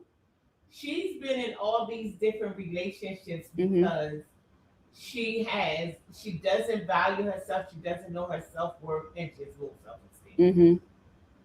And she don't need a relationship. She needs to get and cleanse herself and get with her and fall in love with her. I agree. Because I mean, she is just all over the place, and the daughter is raising her. Oh, the daughter is so disappointed. Oh. That daughter is so disappointed. But I don't think she has any intentions of like bringing him to America. I think this is another what was her name? Donald Trump in a sundress and Michael. That's what I think this is. I think she's going to drag this this citizenship nonsense for a couple seasons until he finally realizes that she's not going to bring him to America. Now, here's the thing also. I don't think that he likes her. I don't think that he's attracted to her. I think he's thankful for how she has been able to provide for him. And I think that's where all of these emotions are coming from when she's leaving, because his help is leaving. Because the way they performed at that airport, I said, get them off my screen. The way they were both crying and breaking down, you would have thought that these two was really in love, but these two are just really in love with opportunity. She was able to have a hot girl summer with a black man in Nigeria, and he was able to get tricked on by an American. They both got something out of it, but I don't know. I don't think that Lisa is going to bring him to America. I don't think it's going to happen. I think this is another, Donald Trump in a sundress and Michael. She's going to play him for seasons until he's able to get over here on his own. But I am glad that we're wrapping up the rage bait couple. I've been disgusted by this couple for weeks. I'm glad that they're about to be off my TV screen. We're going to end with Elise and Joshua.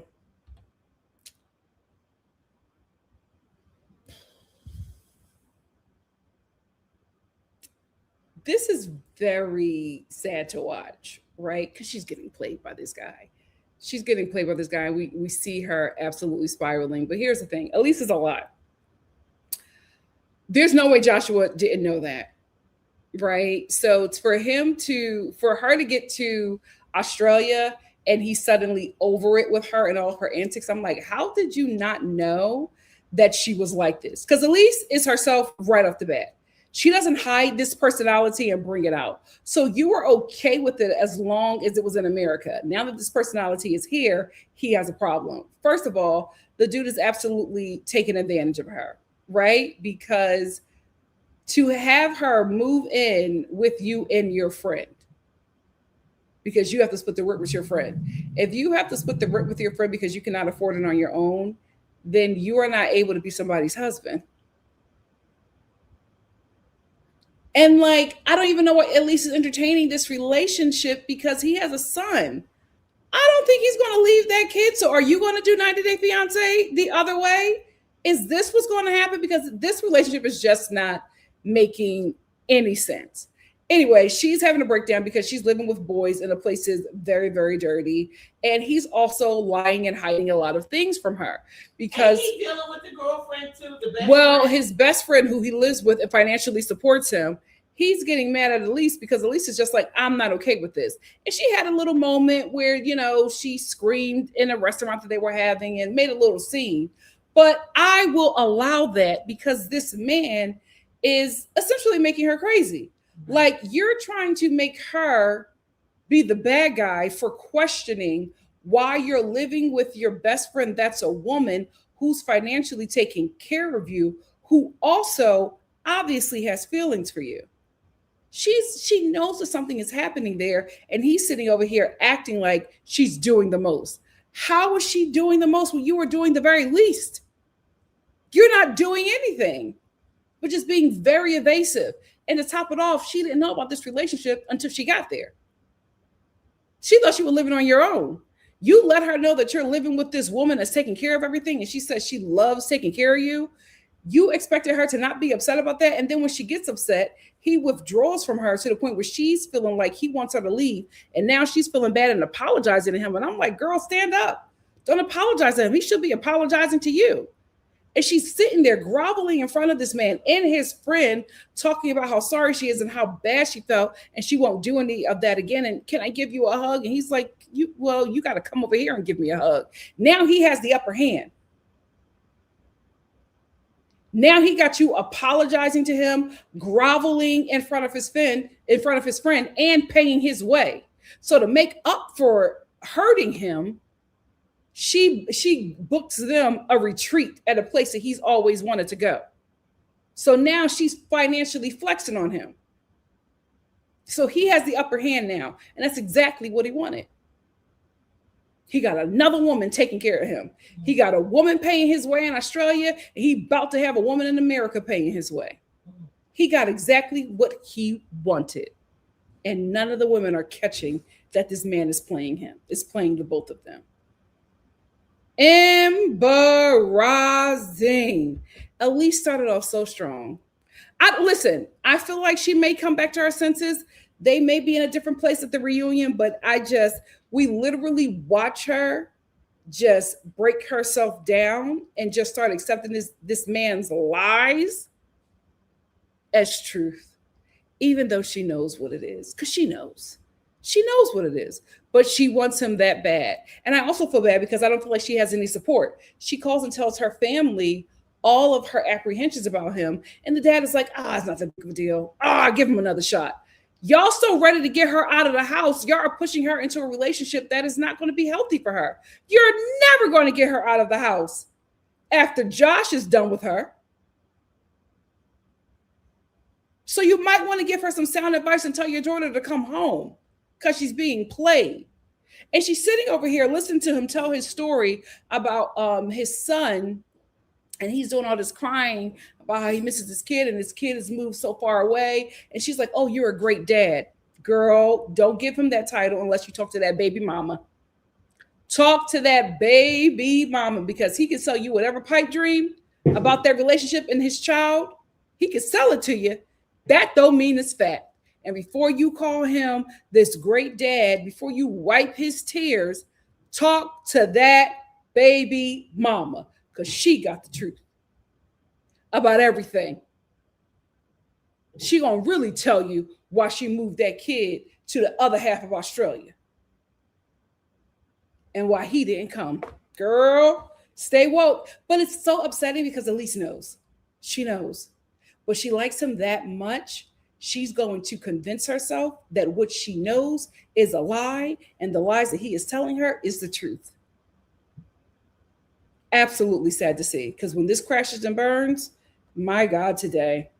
That's all I have to say about 90 Day Fiance. What do you guys have to say, Star fam? Let's get into the comments. And because we still have Beverly Hills, I'm going to put us on a timer. There we go.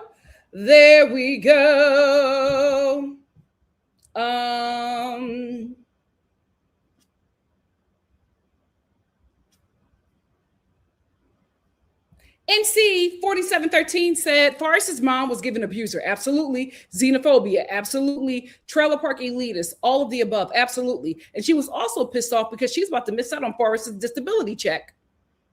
And that's what's really the problem.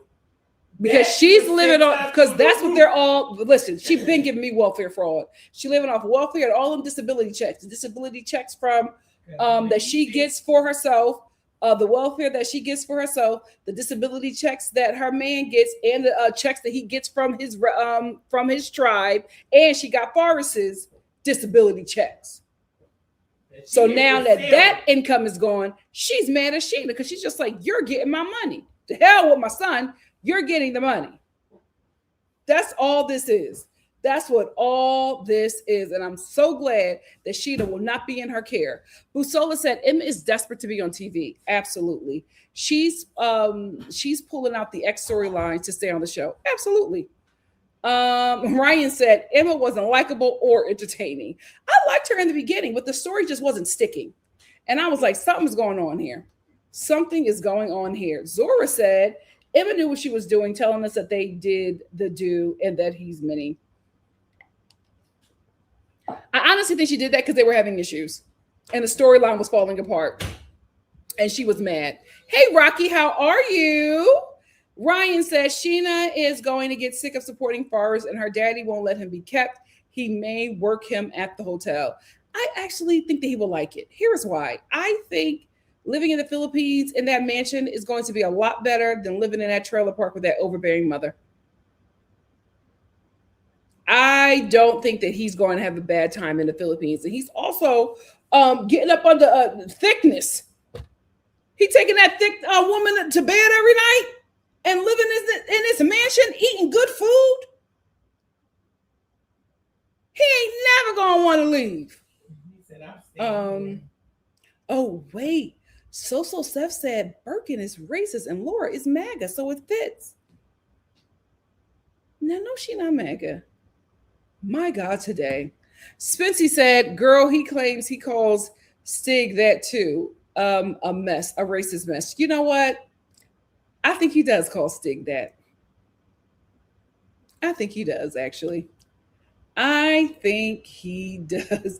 Mock Review said Birkin is a bum and a non-factor, period. So Steph said Laura ain't never had this much male attention in her pitiful little life. Ciao. WNC said, I'm riding with Mama Star. We got to speculate to save ourselves. You keep preaching, Mama Star. Amen. Amen. So Steph said, I think they smashed too, but they're not saying that. Y'all think that Laura has sex with Mr. Musical Theater? Yes. She has had sex with him. Both of them is too involved to be friends like that. Okay, child. Okay. Build them panties back for him. Oh, Lord. Mom, please. So Steph said they don't care nothing about that. They want Trisha to get to America and get a baby with citizenship and send money home. That's what I feel like is happening. And I'm like, you don't care about her well-being?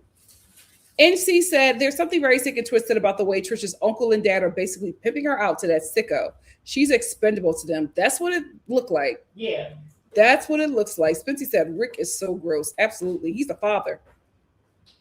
That's a father. Connie said, we love you, Mama Star. I love you more, my love. Mock Review said, I don't understand why Trisha didn't break up with him after she found out about the cheating. And it was confusing when she was so excited when Rick agreed to having a baby. That's what I'm saying. He's treated you so horrible. You really want him to be a father of your child? No, she don't. She wants the ticket. Ugh. This is so sad. Because she can bring all them other ones over. I'm just like, have y'all seen America? Y'all still want to come here? My God, today. Social Stuff said Rick's ex-wife called him cheap. I'm not shocked. Mm-hmm. I'm not shocked.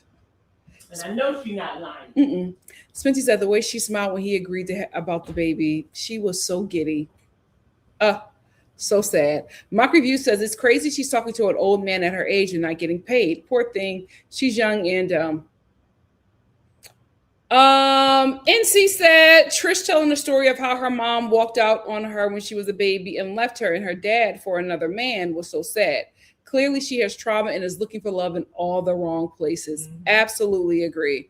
Paula Girl said after Angela, the demon, and Michael trauma, I removed my emotions. Now I expect nothing but degenerates on the American partners. Yep, I agree.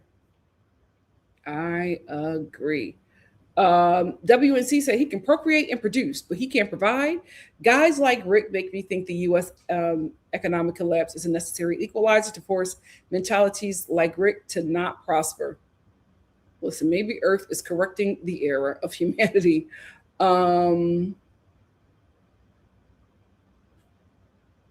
She is Social Seth, a natural beauty. I love her hair. I love her hair. NC said, Trisha. NC said, I wouldn't be surprised if Rick had a whole vasectomy. Oh my God. That might be what he's going to tell her next episode. Then he's going to play stupid when she can't get pregnant. Oh my gosh. I think you're right.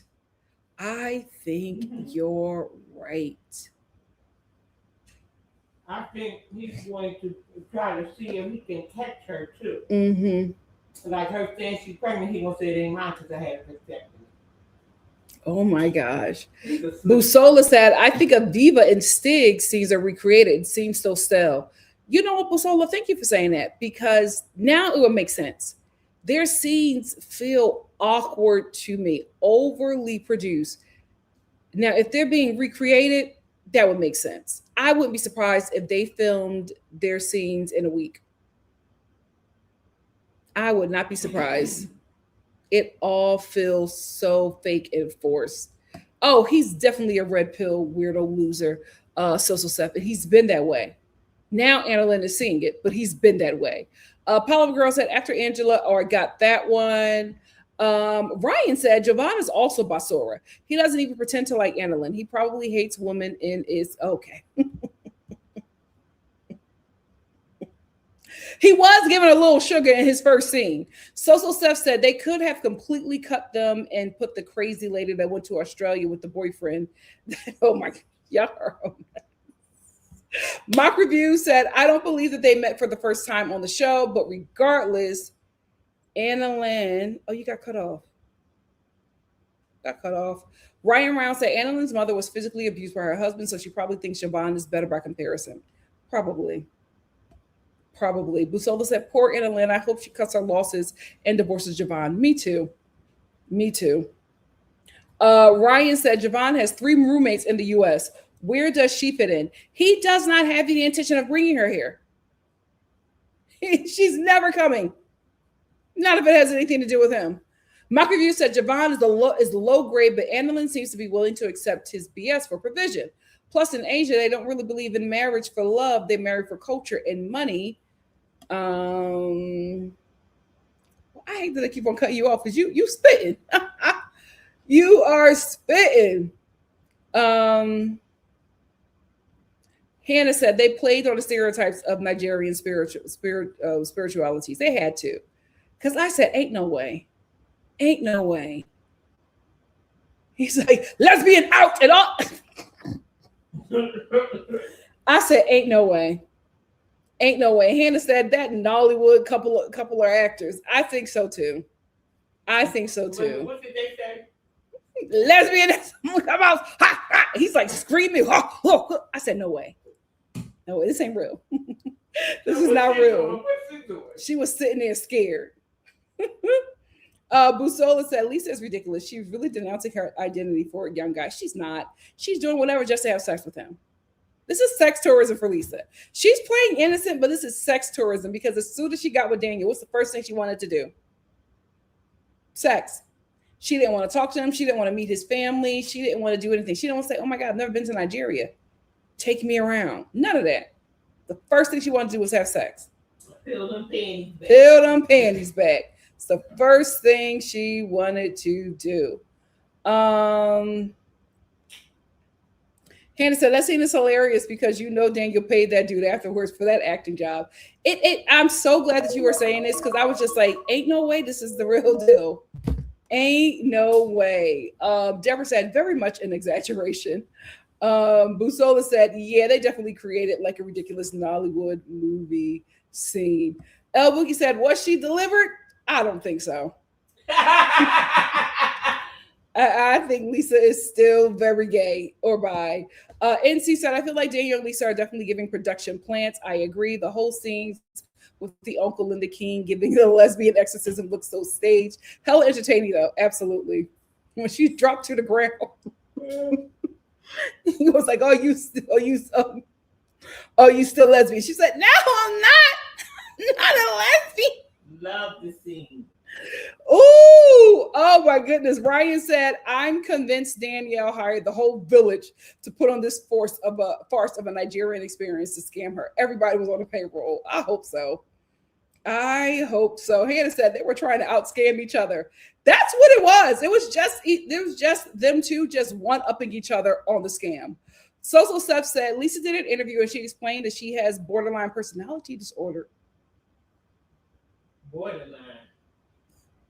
The fact that makes sense. Borderline. The fact that makes sense. Okay. It was, Ryan. She did look cute.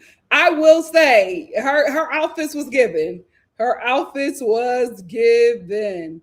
Hannah said he was forcing them tears to come out. Hannah, I actually believe them tears because I think that he is afraid that he is not going to be able to get out of Nigeria because she's still married. Kiki said, I agree. He was crying at that airport because he has to go back to the normal life. Yep. Well, what happened at the airport? They told him he couldn't go? Well, she's still married. So until she gets divorced, she can't bring him here. And she told him she ain't got no more money. So she did all this stuff with him. She ain't had no money when she went there. Period. She did all this stuff with him. And then was just like, well, I gotta go. Thanks for a good time. No more money is coming.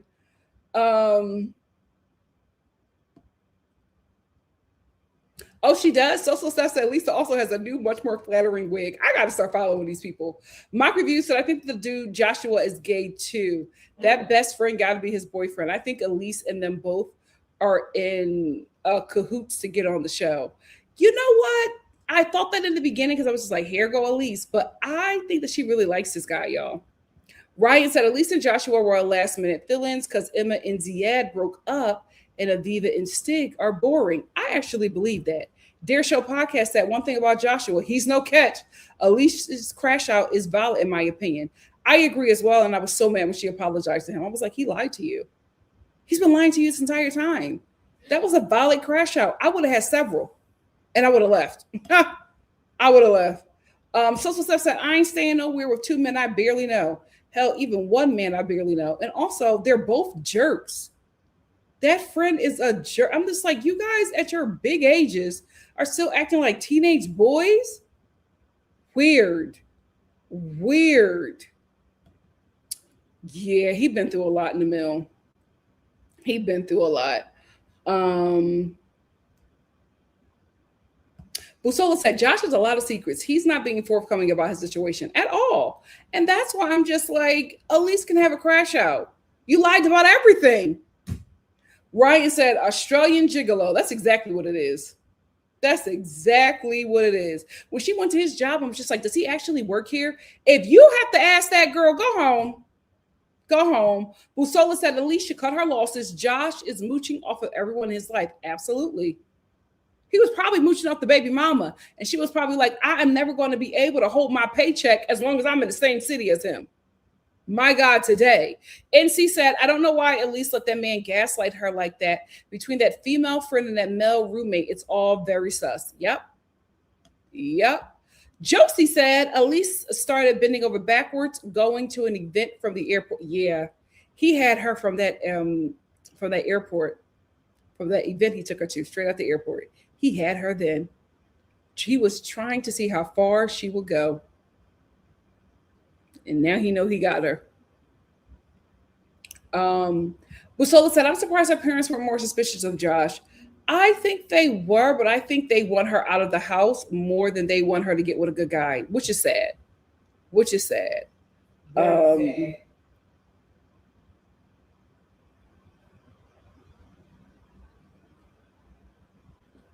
Busola said, why didn't he move closer to be with his son?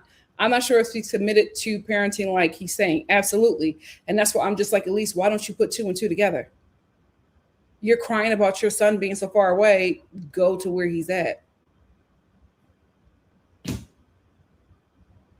It's not like you have a job where you have to stay here. You don't. Go to where your son is.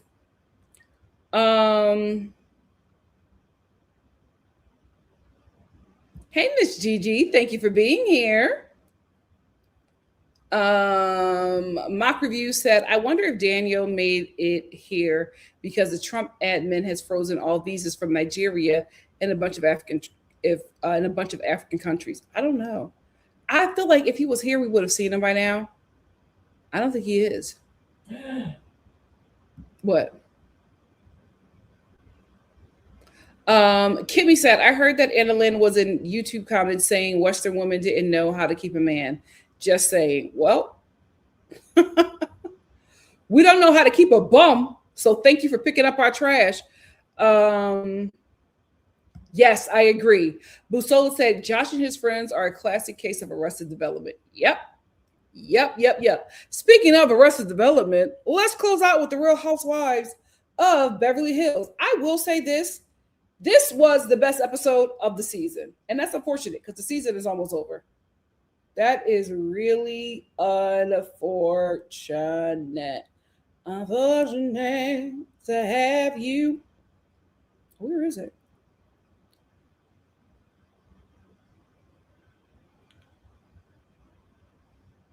There she is.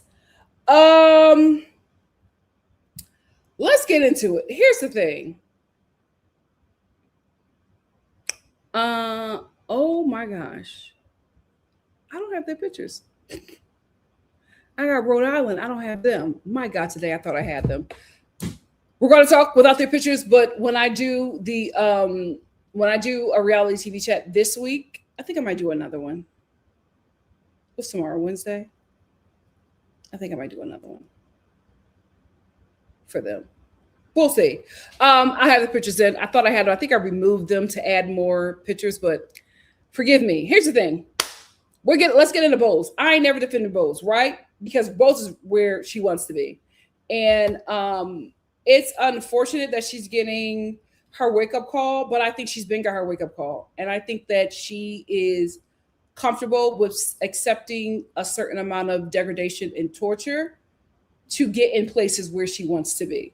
So she's right where she wants to be. And I don't think there's a bottom for her for this. I think she's going to accept what it is as long as she gets to stay in proximity to whiteness. So whatever's happening to her, she's fine with it. Then I'm fine with it. I also do not rock with or defend Black people Black people of color who are seeking out white adjacency, because what you're letting me know is that you will throw me under the bus just to eat the crumbs from your master's feet. You are not safe. So I'm not riding for you. I'm not putting out my ancestral resources to protect someone who I know would sacrifice me to their God in a heartbeat. So all of this stuff that, the tides are turning because Bowles is deciding to come after Amanda. Here's the thing. Amanda is not like, Amanda's still white. Amanda's still white. And the white viewers who are, fans of Beverly Hills is watching this tall, thick Black woman get this small white woman together. Now they'll rock with her to a point, but they are always going to protect whiteness at every hand. So in the beginning, she was encouraged. Now the tides are turning and everybody's starting to be Team Amanda. It's bad for her, child. It's bad for her because now everybody is saying a big Black girl is attacking a white girl. She got too big for her britches. Got a little bit too much dip on the chip. Got a little bit too comfortable. Dorit can scream at them like that. Dorit can cuss everybody out. You cannot. You cannot. And let's see how much she protects you.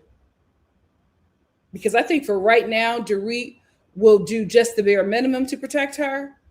But if or when she makes up with Kyle, it's going to be bad for you. And here's the thing. I think they might make up, not because they're not because they both wanted to, but I think Kyle is going to make it with Dorit to get her to go off the Bose. Because Kyle this episode kept on mentioning Bose. She's like, oh, Bose could do this, but I can't. But Bose can say this and I can't. Bose said that. And she's trying to get in between Bose and Dorit, calling Bose, trying to talk about her, and then telling Dorit. And then Bose is like, oh, I didn't mean to say it like that. And that's not what I meant. And Dorit got Bose together, but she still protected Bose. Kyle is so petty, she will just make up with Dorit to isolate Bose. Because she'd have locked in on her. And she got a problem that another Black woman on the show got protections that she doesn't think that she has. Ugh, yuck. This season is just, basura. But again, Bose wanted to be the only Black person in the room, and here you go. Here, it ain't for me, but it could be for her. Enjoy. She's fine with the treatment, so I'm going to be fine with the treatment. But I will also say this. I am getting very annoyed at how likable the show is making Amanda. And it's the woman on the show, right? Because I don't think Amanda's like really contributing much to the show. I didn't think that she fit the cast. But because they are always constantly trying to find an issue with her, they are forcing her to be likable. Because now everybody is just like, why do y'all keep on getting on this girl? You keep on going after her. Nothing sticks. Move on. Let the mouse go. But they won't let the mouse go. And what they're doing is just making her more popular than she would have been if they just shut up about her because, oh, Amanda's scamming. Well, she says, I'm doing the same thing that Bose is doing. Why isn't that scamming? I'm selling courses. Bose is selling courses. And I will say this, she has a lot of great reviews. Like there are people saying she really helped me or whatever. For whatever reason, she is not stealing these people's money. They are willingly giving it to her. Now, whether you believe that it's a good investment or not, doesn't mean that she's scamming. Especially when she explained it, like, I'm doing the same thing that everybody else is doing. They're selling courses, I'm selling courses. What's the difference? Okay, you don't believe in manifestation. Okay, but you believe that Bose's How to Be a Boss course is going to make you the CEO of MAC? They're both selling pipe dreams. What's the problem with Amanda doing it? And I feel like the only issue is that she's much younger than them. And that is the issue. That she was able to figure it out earlier in life. And that's why they're all pissed. It makes no sense. Get off her jock. Let's find another storyline because you are making this girl likable. What if you just left her alone? We would have been moved on from her because she doesn't really give anything, in my opinion. No shade, Amanda. I do think she rises to the occasion when she matches energy and defends herself. And they keep on going after her. So she keeps on matching energy and defending herself and becoming more and more interesting. You are creating your own competition. Also, is it odd to you that Bose can spot a scammer in Amanda, but not in that future baby daddy? When he sat there at that lunch with her and her child and told her that he might not be able to provide,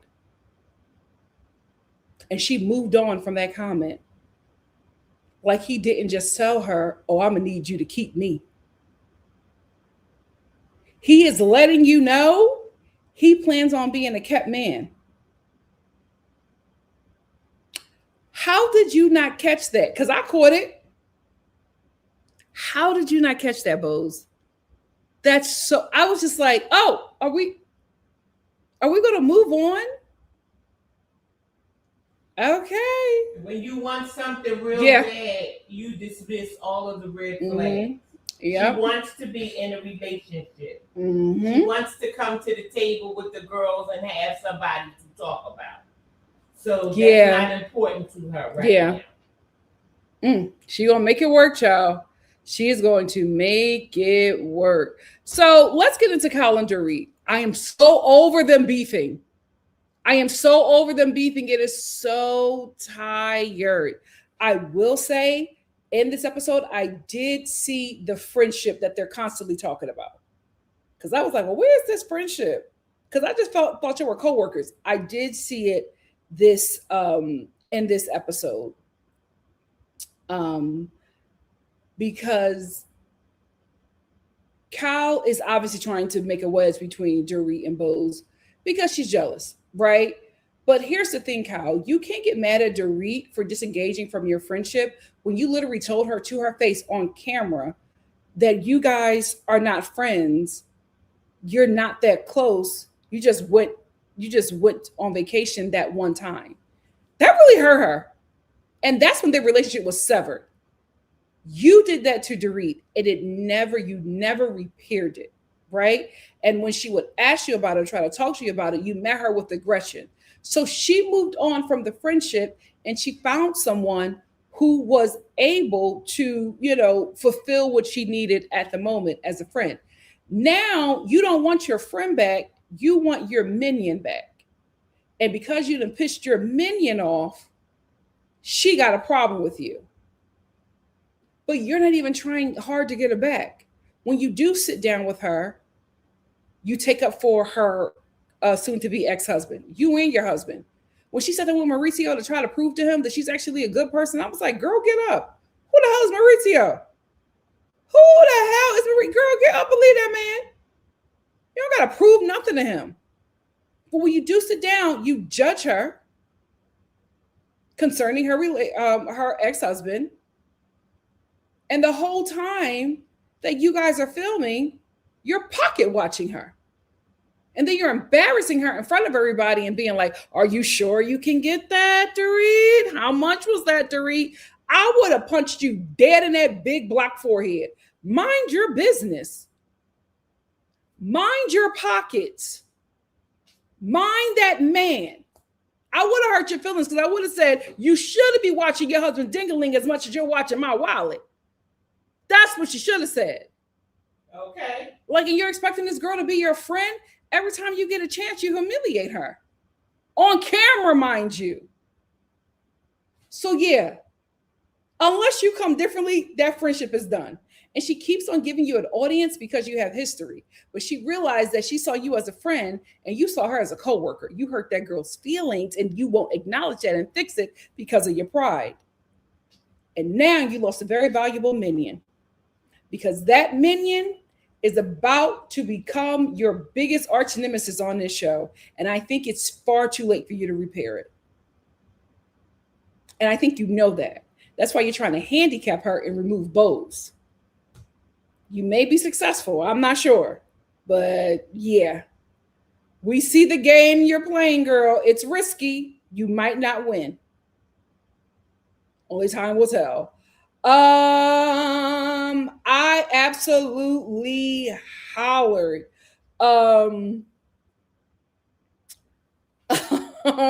When Kyle tried to get the whole crew to say that they're concerned about Dorit's behavior and finances, and everybody was just like, oh no, girl, you said that.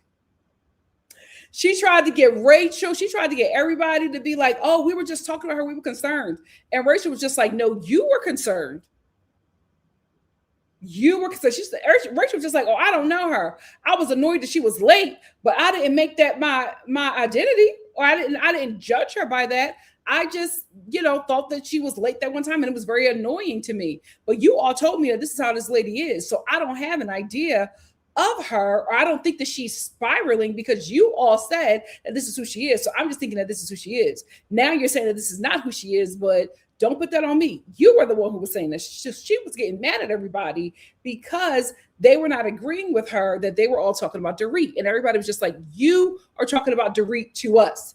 And if we volunteer and say, oh, okay, or sure, I see it. Now we're talking about her. No, we weren't talking about her until you brought it up. Oh, she was pissed. Because I also think that Kyle realized she lost the power in that group. Because normally they all would agree with her, but everybody was just like, no, that's on you. No, girl, you said that. I didn't say that. She was even trying to rally Amanda and couldn't get Amanda to agree to that. And Dorit confronted her, and she went to everybody. She's like, "Did you say that? Did you say that?" And everybody was just like, "No, that's what Kyle said." And Kyle was like, "Oh, you know how she tries to go victim real quick, but girl, it's too late. You lost the power in the group. You are no longer the queen of Beverly Hills, child." Y'all know who the queen of Beverly Hills is, right? Rachel. Rachel Zoe. Rachel Zoe is the new queen of Beverly Hills. She came right in and took that front diamond. My God, today.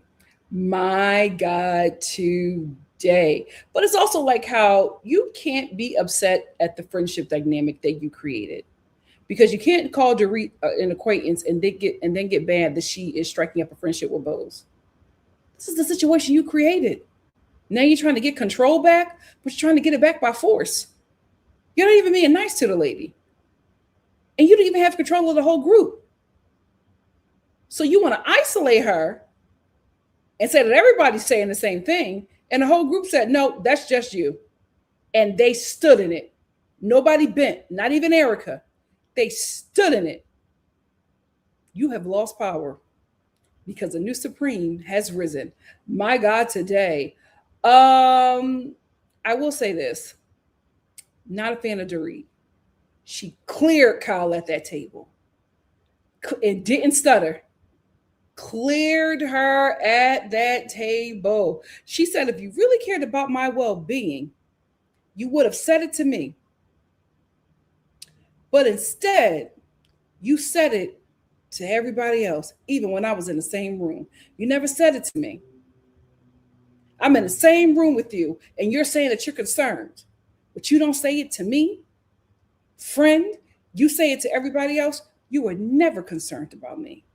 And Kyle couldn't defend herself because it's just like she clocked what you're doing. Because if you really cared about her, you would have pulled your friend of a decade aside and said, I'm concerned. Not on camera. What did you do? You talked about everybody, and you even tried to get Bose to talk about her. Bose so slow, she walked right into the trap. Dorit had her stuttering. She like, oh, I didn't know. I'm sorry. I didn't mean to hurt your feelings. Oh, Kyle, I didn't say that. Girl, don't try to sister girl now. It's too late. It's too late. She clocked you. She clocked you. But I will say this, even though Dorit clocked Bose in that mess, she also was just like, I don't care. Because at least she talked to me about it. You never talked to me about it, but you talked to everybody else. She's not letting up on her. And I think that's what shocks Kyle. I think Kyle is just realizing as the season goes on that the power that she once had is gone. It is gone. I will say this, though. When Dorit made this comment, I knew that was it, or the beginning of the end, because she looked at Kyle, but she was talking to the whole table, and Kyle was just like, because when Kyle tried to bring Bose into it and throw her under the bus and said that she was talking about Dorit, Bose immediately apologized, and Dorit immediately forgave Bose. And Kyle was just like, why am I held to a different standard? Why are you accepting Dorit's apology right away, but I have to like suffer before you can accept my apology? And Dorit was like, you want to know why? And Kyle was like, yeah, I want to know why. She was just like, because out of everybody here, Bose has been a better friend to me than everybody here.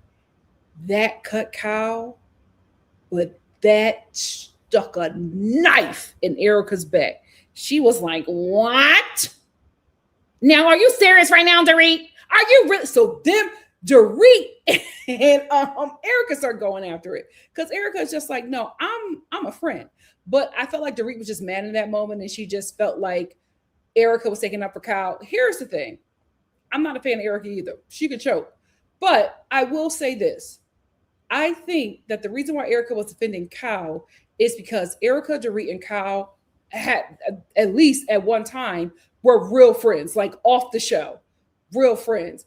And I think that Erica was not just being neutral, but she was trying to protect their friendship because she thought that it was worth salvaging. And I think in that moment, she realized that, oh, this is probably done. So she got really mad at Dorit because she felt like Dorit was just crossing the line. Like, listen, you could be angry or whatever, but she just felt like she went too far. However, I have to say this, Erica, you treated everybody like that as well when you were going through something. Now Dorit is going through something. Let her cuss you out. You cussed out everybody when you was going through it. You cussed out the cast. You cussed out the crew. You cussed out the fans. You cussed out the victims of your husband. You cussed out everybody but that man. And they still stood beside you as a friend. So let Dorit have her moment. She's going through something. Let her have it. Why are you trying to chastise her and get her together? They didn't do that with you. You yelled, you cursed at them, called them all kinds of names, stormed out of scenes. And they still stood 10 toes down for you, even though you were lashing out at them. So Dorit say one thing that did cross the line and hurt your little feelings. Now you want to get with her. You want to call her all kinds of names. I was just like, yeah, Erica was wrong in that. I knew her feelings were hurt, right? Because after Dorit stormed off, after her and Erica got into it, after Dorit stormed off, Erica started crying. She was just like, we're real friends. I know she's hurting. Like, what is happening? I guess she's seeing her friendships fall apart, but I just feel like Dorit should have she should have given Dorit grace like Dorit gave her when she was at her lowest as well. And that is the thing. I just don't feel like her friends are giving her grace. Like, I feel like if anybody, Cal and Erica should be protecting the hell out of Dorit if she's going through something so bad. That's why she's leaning on Bose, because Bose is filling a position that you guys should fill. Bose is there, licking her wounds, telling her she's going to be okay, encouraging her, telling her that she's right and PK is wrong. All y'all do is chastise her. That's why she's going over to the flunky. Let me leave Bose alone. But that's why she's going over to her, because she's what she needs right now. And she would have hoped that her best friends would have known that and been there for her. But you guys weren't. You guys weren't. But Erica was clocking her, and Dorit absolutely did piss her off. And every time Dorit got with her, Erica got activated, and she matched her energy. I will say that they were going curse word for curse word, insult for insult, matching each other's energy. My God, today they were absolutely going after it. And I was like, well, now we have a season. Now we have a season, and it's almost over. And you know who was getting their life watching it? Amanda. Amanda was like, I was like, Amanda, at least act like you're not enjoying this. Rachel Zell was the only one clutching her pearls, but Amanda, oh my, eating it up. Eating it up.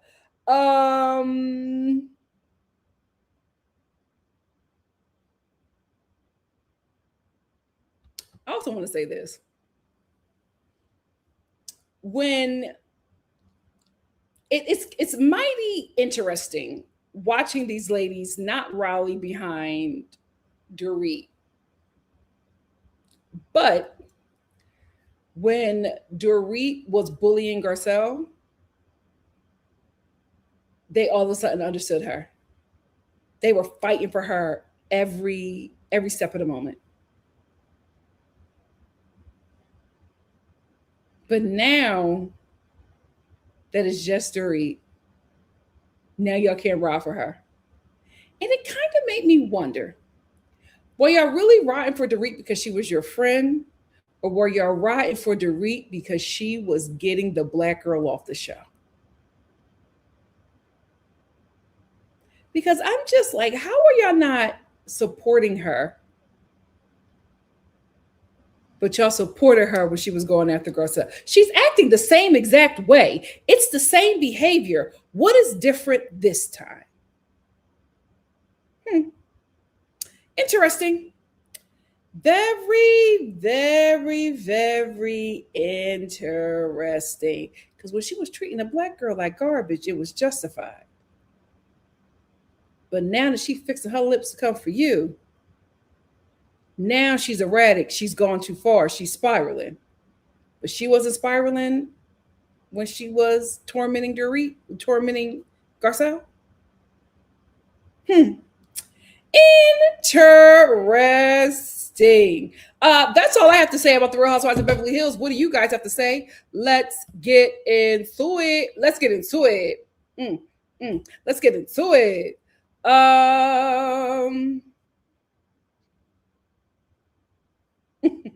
Hannah said, not Carlos, a black man making Amanda more likable. Yikes. He loves her.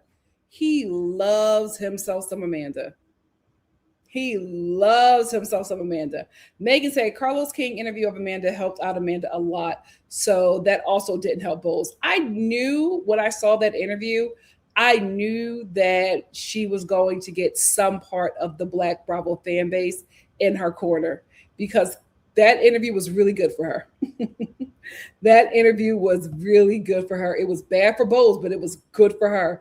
If whoever set that up, whoever in her camp set that up, very smart. Very smart. Aoife Ripley said, Bowles is so frustrating. We couldn't get a black cast member that wouldn't mammy Dorit of all people. Really, any of them. And she sought Dorit out. So I'm not mad at Dorit. She sought Dorit out. She sought Dorit out. Two is for Life said, about time Beverly Hills gave us something to talk about. It only took them 3 months and the season is almost over. Well. Give Me Shelter said, well, we saw what Bowles was willing to do to Garcelle for no reason at all. I don't feel bad at her. Same. Aoife Ripley said, Bowles is so, I got that one. Hannah said, Bowles can't dress at all. You know what, Hannah? You've been very consistent about this thought. I feel like every Beverly Hills housewife live that I do, you let us know that she cannot dress. I saw a picture of her from the most recent episode and she looked ridiculous. It's who's styling her. I think who's styling her is just doing too much. It's too much makeup. It's too much hair. Oh, it's too much hair. It's too much of everything. Everything needs to be toned down. Why? Because she's already such a big personality. She's big in size and big in personality. Oh, excuse me. And well, she's like, she towers over the women. And then she likes to wear a high shoe. So it's just like, it's so much. And then we have you all the way up here. And then the hair is giving you 7 more inches in height. You know what? And then you're coming on the show with these huge ostrich feathers. It's just like, I'm like, stop. Whoever your stylist is, tell them to get the hell away from Fashion Nova. Tell them to stop. We need you in some nice tailored designer. We need you to go to whoever is doing the Landria's hair because the wigs are just, it's too much. It's just too much. It's just like you put 9 packs of hair in one wig. And then you wear these wigs to like hot destinations. The wig is lifting, the glue is lifting, you're sweating, the makeup is sweat. It's just girl, it's season 2. You got to get it together. You got to get it together. Simone said, I knew this was coming for Bowles. We all knew. We called this last year and she brought it on herself. Yep. And Carlos King did not help. Dare Show Podcast said Bowles had to make that apology video not even 24 hours after the episode aired. Because here's the thing. She definitely had to because she was wrong. And then you're doubling down and saying that, oh, I didn't say that. You did. And also, it's just so weird how she constantly picks on Amanda. It's weird. You don't interact with this lady, but then you have so many issues with her. It's weird. Now, maybe we're not seeing it. Maybe the show is just choosing what to show us like they always do. But from our perspective, it looks like you're bullying this girl. Dear Show Podcast said, y'all see how Kyle said Bowles could spit on Dorit and she let it. She's going to do everything she can to drive a wedge between them two. Not because she wants Dorit, her friend, back. She wants Dorit, her minion, back. She's losing power. And she knows it. Hannah said, I got that one. So Steph said, I just finished reading Rich AF and I liked it. The book was $9.99. That's the thing. They're good. She's getting good reviews. She's getting good reviews. Unfortunately, the reviews that I saw, the good reviews, were from people who are trying to sell people stuff. And I'm just like, I don't trust them people. You're trying to sell something, so I don't trust it. But I'll trust So Steph. Give Me Shelter said, Amanda is a younger energy needed for the show, and those women hate it. I agree. They look 15 years younger than they did when they started the show. Both Dorit and Kyle have full head transplants. Eva Ripley said, I love that Amanda has those women worked up in a tizzy, and she does not care. Other than that, she's not giving much. Yeah. She only rises to the occasion when she is confronted by them women and she pays them dust. And that's the best thing that she can do. Give Me Shelter said, Dorit and Kyle don't even look related to their old faces. By the way, Kempire is reading Amanda's book and she opens up with her white privilege. That made her likable to some. See, here's the thing. Amanda is going to get the Black audience that Bose lost. Not me, though, but there are going to be some people going to fall for that.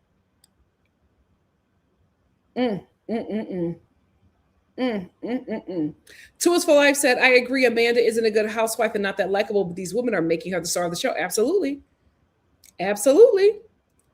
So Steph said, Bose looked so dumb in that scene and her makeup and hair weren't giving. It was a lot. And she had that bald patch. Oh, yes, they rolled out of bed to film that scene. She just needs a whole new team. She just needs a whole new team because I'm not sure that this team knows how to style for the camera. Maybe that's the issue there. So Steph said, they said that Dorit made them wait 5 hours to film the last dinner scene. When hasn't Dorit made them wait for hours to film anything? So I guess for her, she's just like, now it's a problem? When I'm at my lowest of the low? No. Nope. Not accepting it.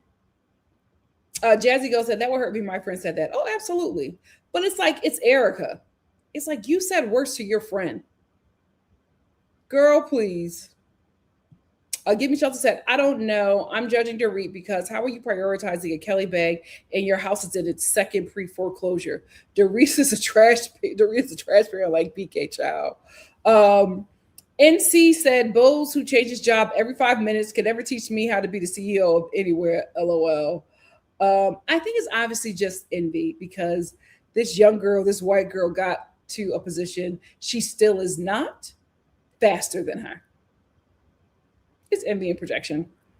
She's absolutely trying to isolate Dorit. And so stuff. And the way she's going to do it is to get rid of Bose. Bose is not that much of a loss for the show, right? They've just replaced her with somebody who is Black and up Kyle's behind. If Bose is smart, she would have went after Kyle. But Kyle's losing her power, so who knows? NC said, I got that one. Social Steph said, Bose, Kyle versus Rachel will be interesting, but Rachel ain't going to be able to sit there and say, I die or I live. You're going to have to bring it right back to Kyle. Here's the thing. I don't think that Kyle will get into it with Rachel because Rachel has a much bigger status than Kyle. Like, Rachel is that girl. Did you see Kyle's face when Donna Karan came over to hug Rachel? Kyle couldn't take. She couldn't take. She saw her star fading on that show. Dare Show Podcast said, Kyle has been whispering all around town about it, about Dorit. The cameras don't lie. Yep. NC said, I hate Dorit. But even I will say Kyle has more important things to worry about, like the 24-year-old Love Island bombshell Mauricio allegedly dating.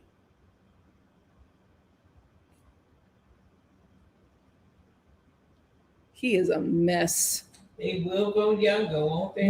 Child, NC 4713 said, notice the way Dorit talks to Erica and Kyle when they're in conflict is different than the way she barked at Garcelle when they were in conflict. Not as much bass in her voice. Yep. But we know what it is. Absolutely. Absolutely. Dare Show Podcast said Erica was trying to help Kyle and Dorit, but Dorit didn't see it that way. Erica was hurt. Absolutely. Two Is for Life says she even cursed out Garcelle's son. Like, Erica, you were awful. How soon they forget.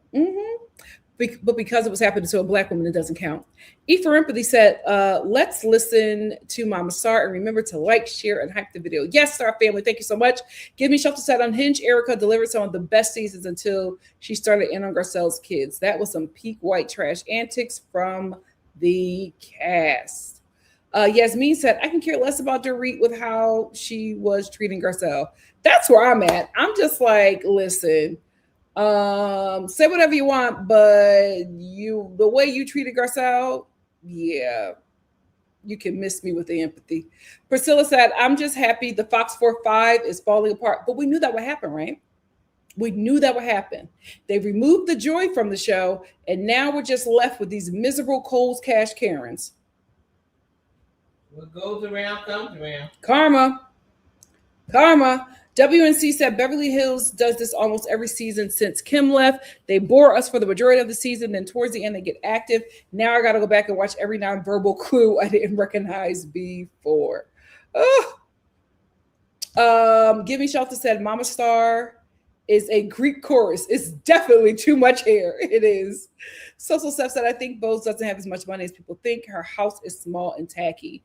It all depends on where the house is located. Because that small tacky house, if that's in Beverly Hills, she paid a pretty penny for it. She paid a pretty penny for it. Jazzy Girl said, I think Bose is a maximalist in her home and personal style, I guess, LOL.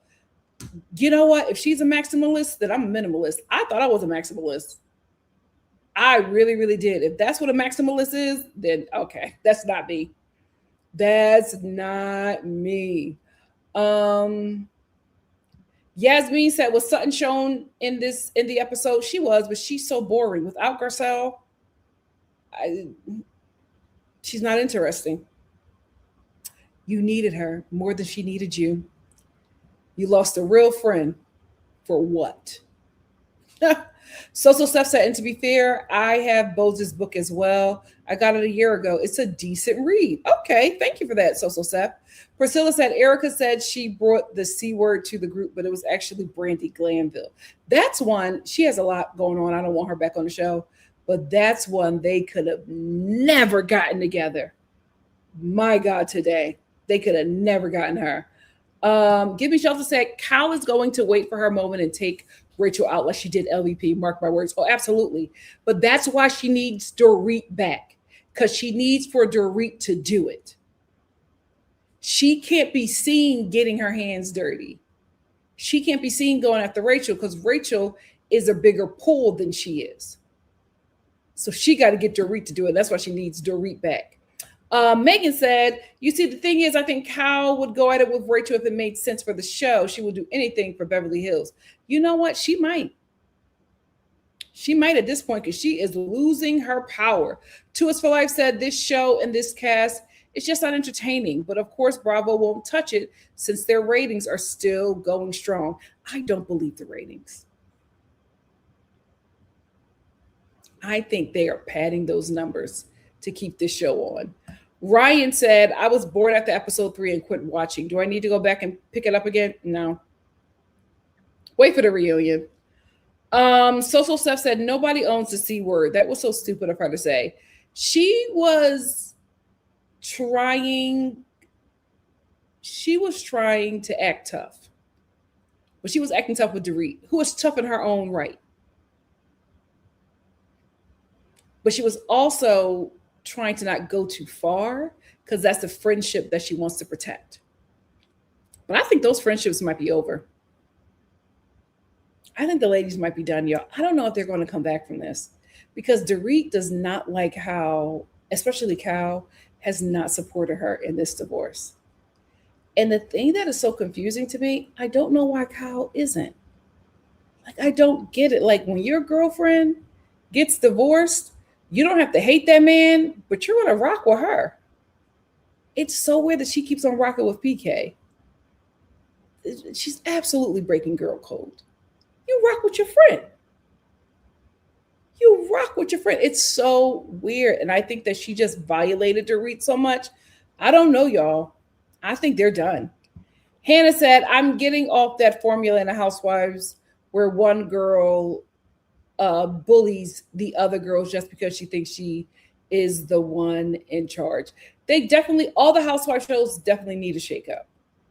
And I think they just may need to recast all of them. Not Atlanta, because I want to see how Atlanta is going to work. I'm liking what I'm seeing so far. But I'm just feeling like they all just need a reboot.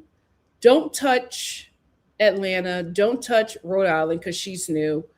Keep a couple of key members for Potomac, but everybody else, let's do something new. To Us for Life said, Nikki, what would be your dream Beverly Hills cast? Kim Richards, LVP, Garcelle. Kim Richards, LVP, Garcelle.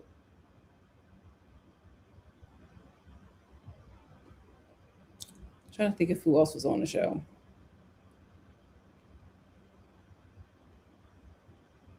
Kim Richards, LVP, Garcelle. I don't think I liked anybody else from Beverly Hills. You know what? I would love to see Heather from Orange County on Beverly Hills. I mean, she lives there. She lives in Beverly Hills. She's filming in Orange County. That is so ridiculous. Put her in Beverly Hills. Put her in Beverly Hills. I would like to see how she's going to, how she can navigate those waters. I would love to see it. Who else would be really good for this show?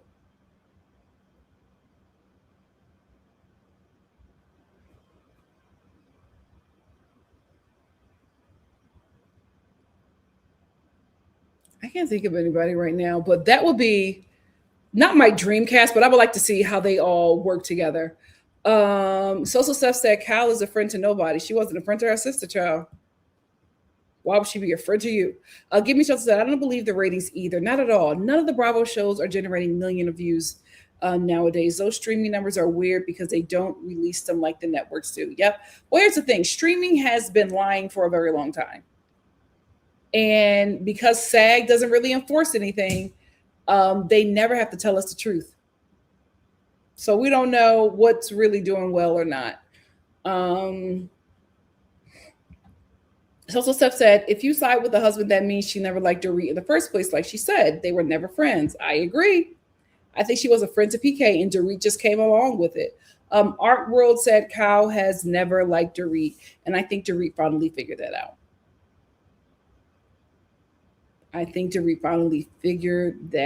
out.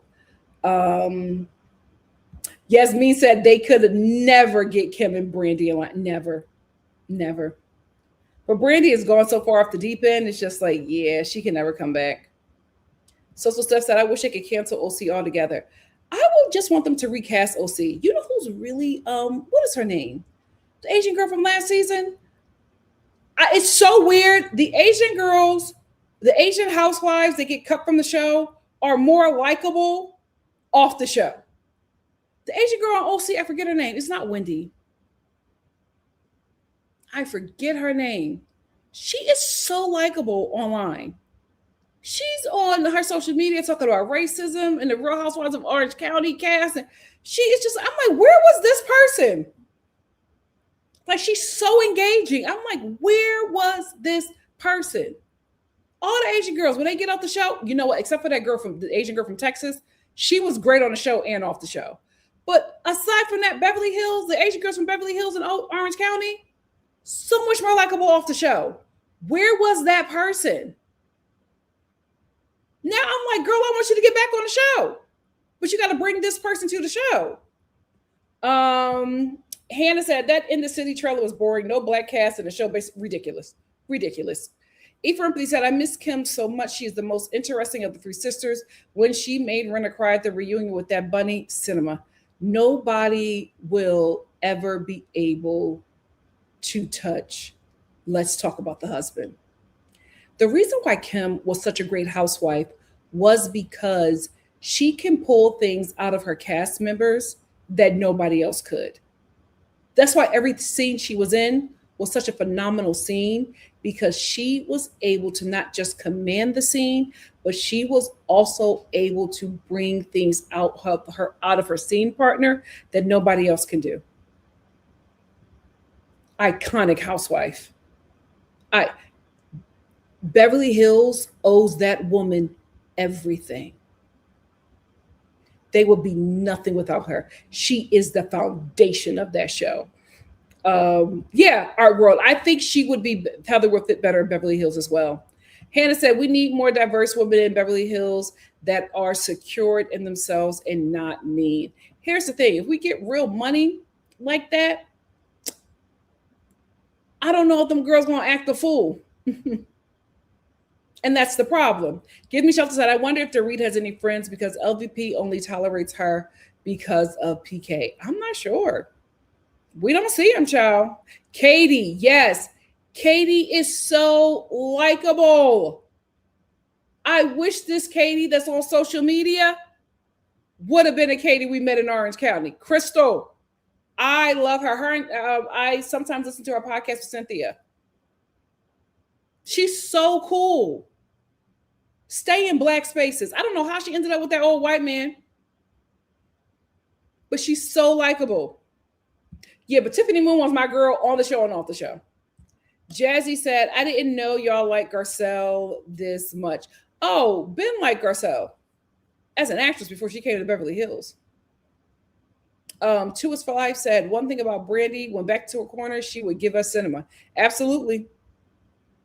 Absolutely. She knows where the bodies are buried, and she would tell everybody's business. Social Steph said, I think Crystal is so pretty. I like her podcast with Cynthia. Crystal knows everybody. Yeah, I agree. Jazzy said, I want Eileen and Rena back in LVP. I want drama. Here's the thing with Eileen. I don't think she's in her messy phase anymore. I don't think she's going to give us, you beast. I don't think she's going to do that anymore. And Rena, I don't know. Rena got to be a little tame. She can't come in too hot, especially with how she left that show. Megan said, Crystal was always a confessional gangster. All the things she said in the interviews, we wish she would have said aloud. Absolutely. She's not a confrontational person. Maybe that's why she didn't work on the show. Hannah said, Kim at that dinner table telling Rena, should we talk about the husband? She knew how to get racist Rena because she knows the tea. That's what Rena said. Oh, that's what you won't do. Two Is for Life said, Kim was everything. What a character. I miss her so much. Her and LVP are the queens of Beverly Hills. I agree. Jess said the series would have flopped if it wasn't for Kim. Absolutely. Absolutely. She made every scene. WNC said, one must remember Asian Americans are not individualists. They honor structure and hierarchies subconsciously and consciously. On their own, they show themselves, but in groups, they follow the group. I'm not Asian, I don't know. But what I will say, the Asian housewife girls, except for Dr. Tiffany Moon, are more likable online than they are on the show, or give more online than they do on the show. Jess said that old man has money. That's why, yeah. But I'm like, Crystal, every time I see Crystal, she doing the electric slide at somebody's cookout. Where was this on the show? Give Me Shelter said, I think production have biases, and that's why they film the Asian girls a certain way. I agree. They just let the cast mishandle the Black woman as they know they won't face repercussions. I agree. Jazzy said, I wonder will they ever bring back Dallas? No. Because there's going to be too many out and proud MAGAs on that show. It would tank Bravo. WNC said African Americans, freedmen, have a history of constantly fighting back against personal and legal injustices. It's more common to find us walking our own path than other groups. I can agree with that. Esther Biadita said, I like Camille Grammer too. Didn't she call Faye Resnick morally corrupt? Yes. I don't know why Faye doesn't want to be on the show. Faye would be so good, but she likes to pop in. But she doesn't want to be a main cast member. Priscilla said, I want comedy, drama, mess, true wealth, and people who don't have a follower mindset. But I may be asking for too much. Yeah. Because them rich people are followers. Faye Resnick, yeah. Too much to come out, honey. Well, listen, let it. She don't want that. Let it. So Steph said, I also like that Crystal clocked Sutton from day one. Same. Crystal was not playing. Yasmin said, Dorit, Sutton, and Bose better hope they don't bring back Rena. She is definitely coming for them. You know what? Justice for Garcelle.